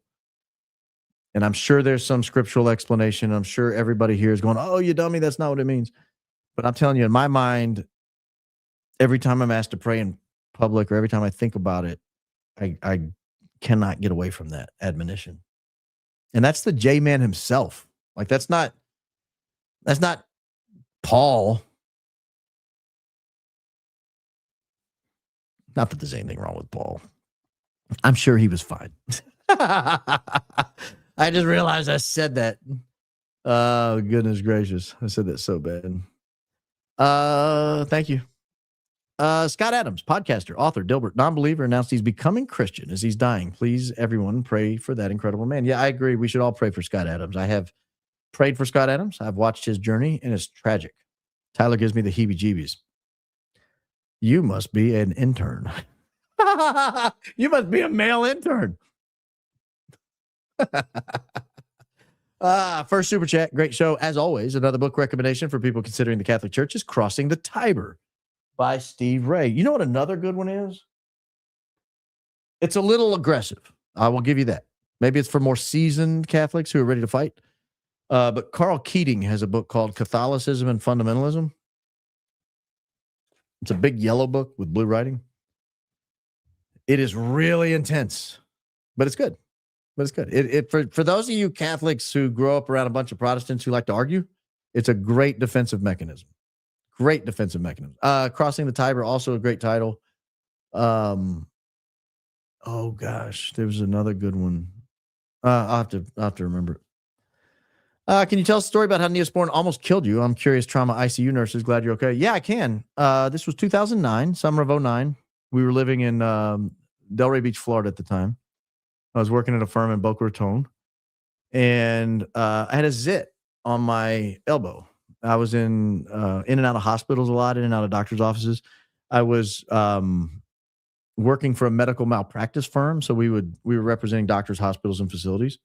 And so there were lots of times when I would have to go in and out of hospitals. Well, if you know anything about healthcare facilities, they're disgusting. Like that's where you get sick.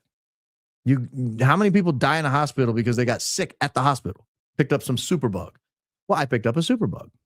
I didn't know it. I covered it in Neosporin. Neosporin was not sufficient to kill what I had, which was MRSA, but it was sufficient to create a seal over it so that the anaerobes could grow like crazy. So I went from having a little tiny zit right here to having kind of maybe a dime-sized zit that hurt like hell. I went to a doc in the box. He gave me Cipro. No, the first one gave me Keflex. I went home, took Keflex. Other than a bout of the green apple trots, it didn't do much for the elbow. It cleaned me out in the bowels. I went back to the doc in the box. They gave me Cipro.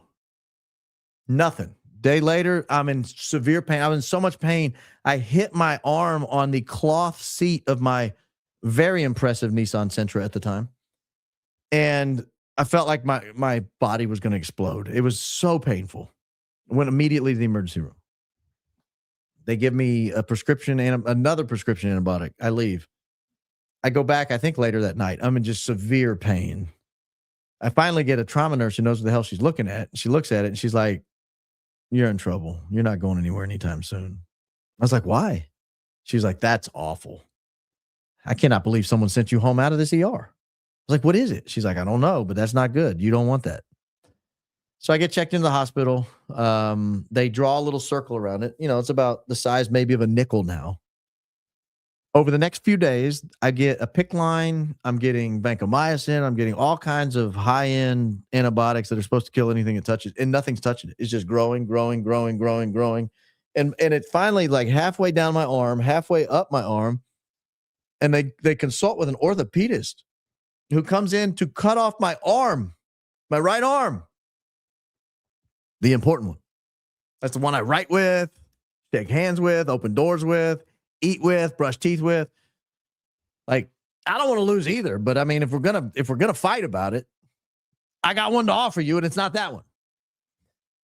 And so they come in and they're like, "Hey, we got to cut it off where it gets to your chest cavity. We got to cut it off where your body turns septic. Nothing is killing it." So my wife comes up. We play a little. I don't even see. I think she brought a deck of cards or something, so I could use both my hands in case I lost one of them.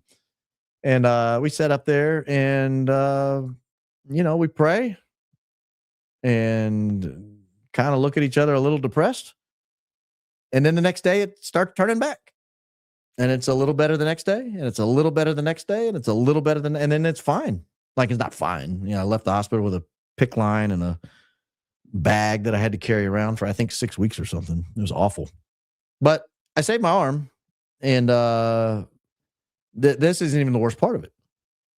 Years later, I'm doing another trial. This is a trial out, I think I was in California. But the medical expert on the trial, you know, you kind of hire experts. Medical expert on the trial has all these chemotherapy patents, like 9 chemotherapy patents.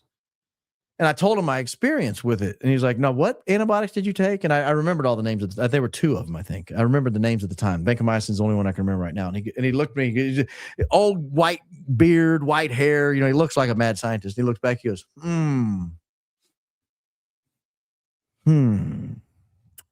"You're going to die of cancer." I was like, "What? Why would you say that? Why would you tell me that?" He was like, "Hey, I got bad news for you. You take that stuff IV that long, you're going to die of cancer." He's like, "That's chemotherapy is all that is." He's like, "You're poisoned." Well, I'm here to say that was 17 years ago, and I'm still kicking. So I don't know when that's supposed to happen. But that's the story of how Neosporin almost killed me. That's a short version. When are we getting you, Colin, and Candace together? I'm dying waiting. I heard Candace on her show, I don't know, last week maybe, talk about maybe one of these upcoming Fridays we would try to do something. I traded text with Colin this weekend, and he keeps a weird schedule.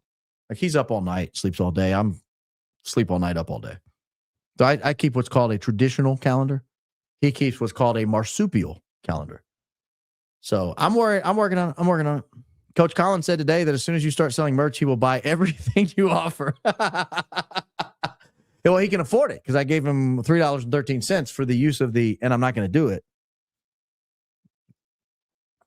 So, you know, I'm trying over here. Man, I got to hurry. We're already over 3 hours. My first super chat. I come for your knowledge and stay for your laugh. I see God working through you. May I suggest Court of Logic for your members? You may. I know nothing about it. I don't know that I've ever heard it. I'm still drooling over this steel case gesture chair, trying to figure out if I could somehow convince my wife that it's worth us missing a grocery run to buy it. Let's see here. I'm going to have to fast forward through a little of these here.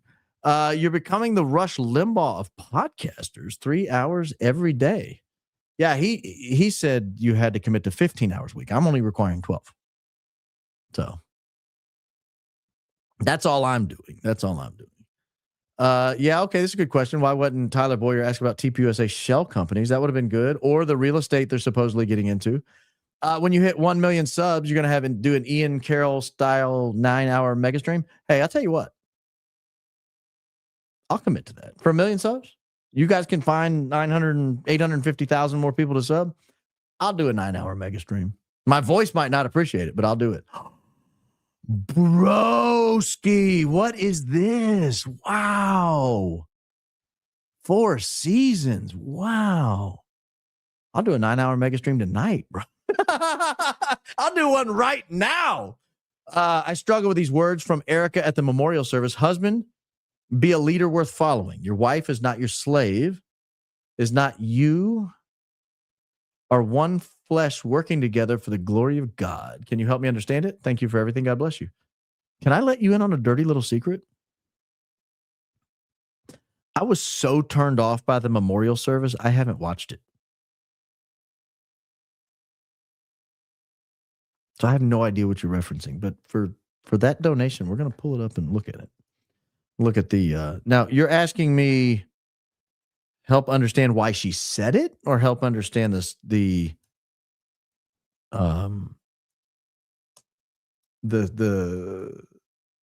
scripture itself. A leader worth following. Your wife is not your slave. Okay. This looks like a quote from, Erica Kirk. It says, husband, be a leader worth following. Your wife is not your slave. Your spouse is not your rival. You are one flesh working together for the glory of God. Oh, did I tell you I found a loophole? So you know how Jesus says you're not married in heaven? And I got a little irritated by that. And so I found a loophole. 2 become one flesh. 2 souls joined. So I told my wife, you better get ready because you got a full eternity of this ahead of you. I know she's looking around going, I didn't sign up for eternity. I signed up for 40 to 60 years. What is this eternity business you're talking about? So I think this is it. To all the men watching around the world. Okay. I'm going to have to pull it up now. Here we go. I think I found it. Why would she say this? This is weird. The only thing you missed is she said to all the men watching around the world. Accept Charlie's challenge and embrace true manhood. Be strong and courageous for your families. Love your wives and lead them. Love your children and protect them. Be the spiritual head of your home. But please be a leader worth following. Your wife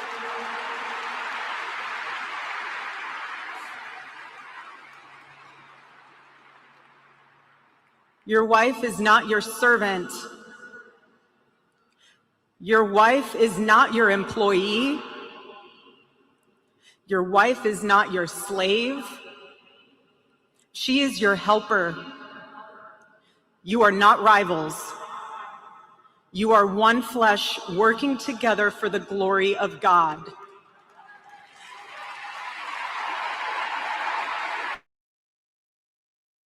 All right, I'm going to be honest. That was weird. I'm going to be totally honest. That was weird. Like, I probably wouldn't have gone that route. The old chastise men at your husband's funeral. That's me. I'm old school. It's a message that needs to be given. Men need to hear that.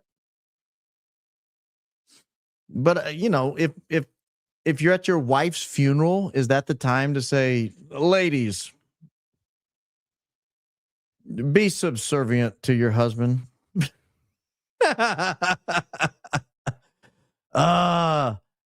know it's in the Bible, but time and place. Thank you for that very generous donation. Unbelievable. You guys humble me. Truly. Loved your last evening podcast. One of your best, in my opinion. You had a great new reveals and made me LOL with the Ben Shapiro impression. I told you Rush was my hero, but you are my new favorite podcaster. Well, thank you. The truth will set you free. I like your name.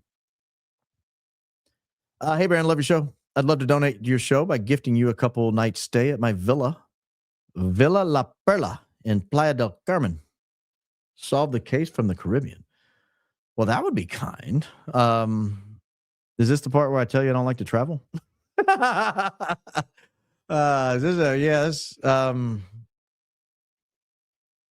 Let me run that by Mrs. Coleman. She, yeah.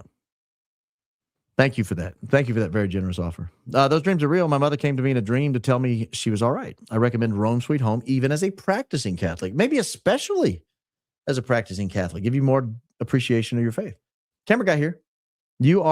Yours is made for moving scenes. If you can't disable that dumb autofocus feature, get a fixed 50mm lens and cam body. Solid refurbished Canons and lens, eBay, B&H. Don't sweat the tech. All right. You just said a bunch of words I don't know. So I'm going to take a picture here so I can follow you. I like that. Thank you.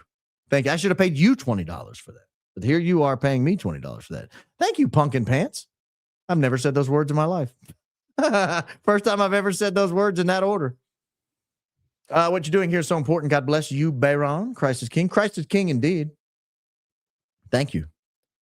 Bubba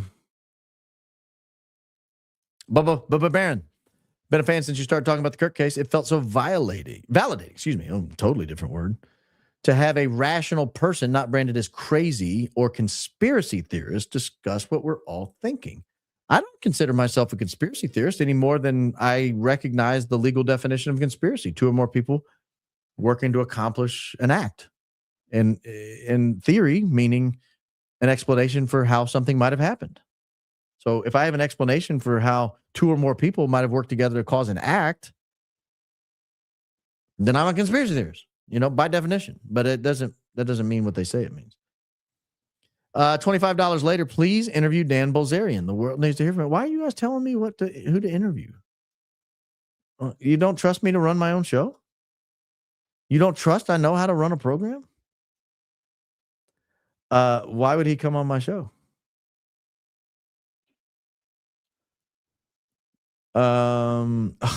He gained no notability about extravagant lifestyle and photos with scantily dressed female models, and you're saying he's the next Charlie Kirk? I'll have to look into him. I don't know much about him. I will check it out, but I doubt very seriously I'm going to interview him. I'll be honest with you. I'm an 02 Bloomington grad, got a couple years of Coach Knight at the helm, and have my DDS from IU as well. Diploma looks like your JD hanging up back there. Oh yeah. Probably looks like mine says, what does it say? Doctor of Jurisprudence. Yours probably says Doctor of, what's DDS? Doctor of Dental Science? Going to Miami for the game. Go Hoosiers. You must be rich. Dentists must make more than podcasters, because I looked at those tickets. I mean, they are not cheap at all. Let me see here. CFP National Championship. Selling fast, 2 tickets. Yeah, the cheapest ticket is $3,300. Your humble host will be looking for you on the screen, based Zennial. I'll be watching from home. I'd still have to get there and then pay the $7,000 for me and the missus to take in a game. Not going to happen. It's just me that thinks that on my left is his wife, his right. I think right-hand man, a.k.a. best buddies. His left, I think left-hand wedding man, wife. I think there's some that's up for interpretation there, certainly. Sent you a YouTube link by email that aired today on Tyler. I'll check it out. Thank you. Generous. Hades plane drone EMP wave sent shot sound that hit the shaped charge in Charlie's Road Mike. They just didn't expect the shrapnel coming, explains the shirt and skin poof. Well, you've gone one step farther than I have. I'm not proposing to understand the how. I just am pretty confident the mic didn't survive. I'm a 911 operator. And when he was shot, the 911 center must inundated with calls. Will they come out so we can hear all the witnesses? There actually weren't that many. It might be a little Kitty Genovese where, I don't know if you remember the Kitty Genovese story. Maybe I'll do an opening out of that one day if I hadn't already. It's one of my favorite stories. Well, it's horrible what happened to her. She was brutally assaulted and killed. But a whole bunch of people heard it, witnessed it, and nobody called the cops because everybody just assumed everybody else was going to call the cops. So that maybe that's what it was. Thank you. Generous donation. Very generous. Look at Anthros chairs. I bought one that helped me. Not related to them, just throwing it out there. I'm sure you'll do your own research. Chairs are important. I'll put that up to look at later. Not 2000. Might get that one instead. What if we are just simply called the jury? The high IQ jury. It's a high IQ outfit. I like that, the jury. I don't hate it. I don't hate it. So Anna Paulina Luna apparently misspoke about Erica losing her kids, but why didn't anyone pick up on when she said, I was at the White House today and talked to her? Why is she always at the White House? I didn't pick up on that at all. Kim Brown? Incredible. Absolutely incredible. Coal mines. I don't mind that at all, except it sounds like we're coal miners, but that's an honorable profession. Just not really what we do here. We're looking for energy. We're getting resources. And AZ is surviving spouse with children inheritance, all the probate estate. Another question, are you ever a deacon at church? Catholic deacons are ordained. I am not ordained. So they have to go to basically seminary. So no, I'm not a deacon at our Catholic church. They also, there's a lot. I mean, there's it's not just like you get named a deacon and people know who you are. It's a whole ordeal. That I won't go through all of it because it's 12 minutes past 3 hours, but no, short answer is no. Patriarchal blessing in the LDS faith includes declaration of lineage to connect them to the Abrahamic covenant, their inheritance of promised blessings, and responsibilities within the house of Israel. I was unaware. Trigger Smart YouTube today noted 6 days before Charlie's assassination, a Virginia-based cybersecurity firm called Integrity Security Solutions registered in Arizona, MKS Crazy Tech, perhaps going public. IMS makes Crazy Tech. I'll look that up too. Actually, I'll just watch it. I didn't watch Trigger Smart today, but I'll watch it later. I do like Trigger Smart a lot. I'll check it out. Is this a giggle show? Of course. Cabot Phillips possibly wearing Butch Hibbs' mask or fake beard at UVU, discussed by Blake Bednarz on Space yesterday. I didn't hear that part, and I listened to some of that Space. I didn't hear that people were saying Butch Hibbs might be under a fake beard. I mean, Cabot Phillips might have been there under a fake beard. But I'll admit, the Butch Hibbs character looked a little fake there at the end.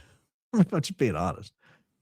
As they were allegedly, Dank had on his show today. They changed the name to El Frinsby and EK. Maybe you need to move money. Saw it on Friday or Saturday. Maybe worth looking into. Change names also. I took a look on names. I think I know what you're talking about there. I am going to check that out. I'm late to live. Just saw the Bowyer interview. When they play Erica clip, watch Tyler. He looks to his right, nods, looks down because he's reading what someone told him to say. Ooh, good call. Good call. We the jury. I like that jury idea. Except that means you're like sitting in judgment of me. Or maybe we're sitting in judgment of other people together. That's good. All right. We got to hustle through here. Sharing your dream is the most beautiful, heartwarming story of the night. Angels are everywhere, blessing you for brightening our universe. Yeah, I'm a big fan that if we could see the full light spectrum, it would just boggle our minds. Like we can only see a little of the light spectrum. Look into that scientifically. Like there's all this light spectrum and we don't see it. We see just this little sliver. And that's everything we know. That's everything we perceive, right? And I just think if we could see it all, what would we see? Crap, I'm late. Just wanted to say, love your show. Keep going. I'm going. Don't worry about being late. Don't worry about being late. I'm going to allow it.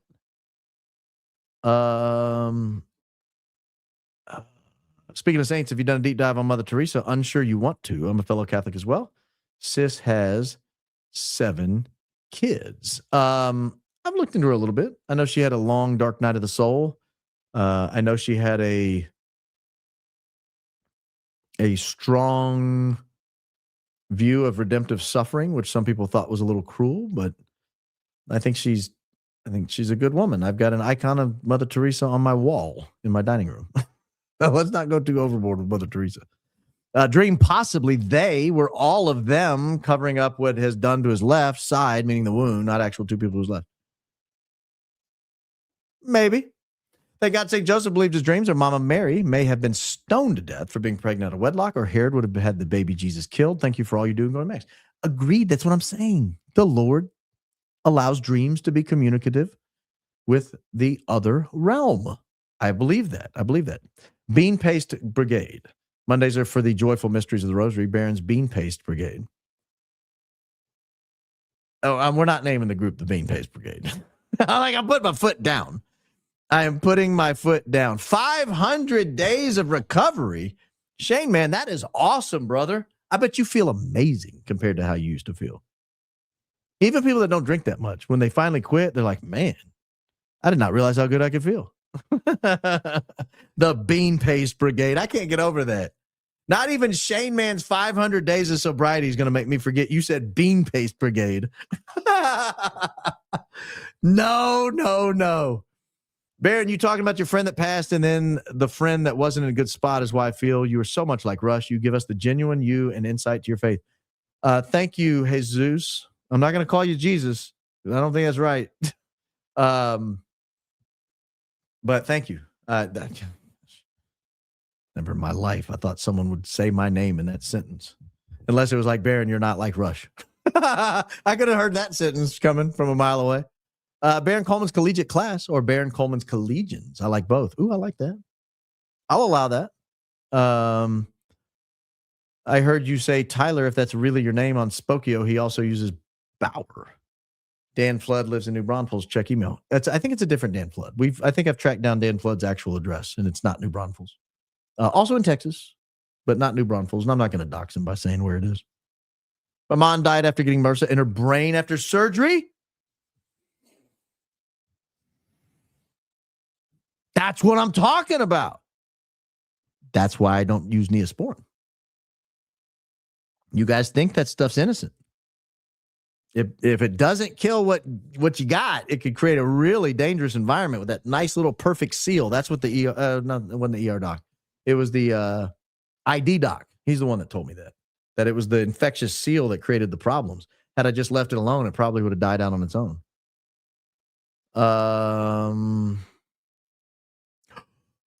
Ooh, now this is interesting. October 7th was the episode of the Charlie Kirk show that Andrew Kolvet came clean about the text about Charlie leaving the pro-Israel cause. Maybe Candace's text on 10-6 freaked him out because he thinks she's a witch. Wow, that's not the part I thought was interesting. The two dates is very interesting to me. And the fact that he's not reached out to her since. My brother died in a fire in 2008. My goodness, I'm sorry. That had to be awful. That's terrible. Our favorite movie was Forrest Gump. My dreams, I was waiting at the bus stop when he arrives, sits beside me and talks. When I ask about heaven, he says it's a surprise. Before leaving, he always says, I love you. Gump. Oh, Dovey. I don't care what anybody says. This is the best audience in all of entertainment. I mean, you guys feel like family. That's a beautiful, touching story. Thank you for sharing that with us. Thank you. Speaking of Hunter Kozak, have you looked into his connection with Destiny and the gal who called into Destiny live stream saying we're blanked after the big boom? Destiny quickly spun what she said to talk off air. No, I was aware Hunter Kozak had some tangential relationship with Destiny. Can I be honest here? Maybe this is dating me and making me feel old. I've never listened to a single sentence of Destiny's show. And he's probably never listened to a sentence of mine, so I don't feel bad. Just sent you an email link to the Daily Mail showing Tyler Farnsworth putting the microphone on Charlie Kirk before he enters the tent. Well, then you did not send me the correct video because that was not Tyler Terrell Farnsworth who mic'd him up. It was Philip Goldsberry. So if you have a video of Terrell Farnsworth doing that, that's somebody else. That's a different event. Or else you're just mistaking the two. Sorry, I left out he showed transfer of names of companies on the computer, public record. I don't know much. Definitely saw this on the show. Oh, I'll check out that. I like Dank. I watched one of his shows the other day and I really enjoyed it. It's the only show I've ever watched his, and I really enjoyed it. Big fan. God bless you and yours. Oh, thank you, Candace. I'm a big fan of yours. Big fan of yours. Mail lady, have you seen what's being reported about doomsday planes? Not to do with Charlie Kirk. I have. I heard the doomsday plane was spotted in Los Angeles. That's what I heard. What was that? Man, weird things happen in this office. I thought the dog might be in here, and I kept looking, and no, she wasn't. Something touched my leg. May have been my cord actually hanging down. I saw that a doomsday plane was spotted in Los Angeles. That's all I know. Thought people reporting their phones weren't working when trying to use, like they were getting jammed. I've heard reports of that, but I've not heard firsthand reports of that. I've just seen that on X. So if I see a firsthand report of that, I will report it, and I have an opinion if it's true. I have a strong opinion if it's true, but I've not seen any firsthand reports of somebody saying, I was trying to make a call, my phone was working, or I was trying to live stream and it stopped. Now that we've seen text messages he sent Candace, if he knew he was going to die, why did he not put in writing if he wanted her to take over? Since he knew he was going to die early. I don't know that he wanted her to take over. I've not heard even Candace say that he wanted her to take over. I've not heard anyone else say that, which would explain why we haven't seen it. Bean Paste Brigade was barely suggested in jest. You didn't have to pay me another time to say that, but thank you. I will put it to good use. Specifically to try to listen to that laugh we all know and love. Okay. My vote is for the jury so far. Thank you, Baron and family, for all you do. Thank you. Thank you. Thank you. Thank you. That was very kind. Guy Foe. How do you hide a $100 bill from an orthopedic surgeon? Hide it in an infectious disease textbook. I'll allow it. Guys, thank you. We are 22 minutes past time, 23 minutes past time. 2 minutes of that's an intro. So we're 21 minutes past time. I appreciate you for staying with me. Don't forget to like and subscribe. If you've made it this long and you haven't liked, please do so. Most of you remaining have. If you have made it this far and haven't subscribed, shame on you. Shame on you. Now's the time. There's still time to do it. And again, guys, I appreciate your time. I genuinely do. I probably will not be live tomorrow on the main show, the evening show. May do something in the afternoon on the members page. Depends on how the day's going and what news is breaking. I have officially 4 days left of my full-time job. So I'm not 100% free to work fully on the podcast yet, but I'm getting there. And I'll update you on some news relative to that next week. That will be time to update you on that. In the meantime, do not ever, and I mean ever forget. Hold on, let me pull this down. I want to look at you right in the eye. Jesus loves you.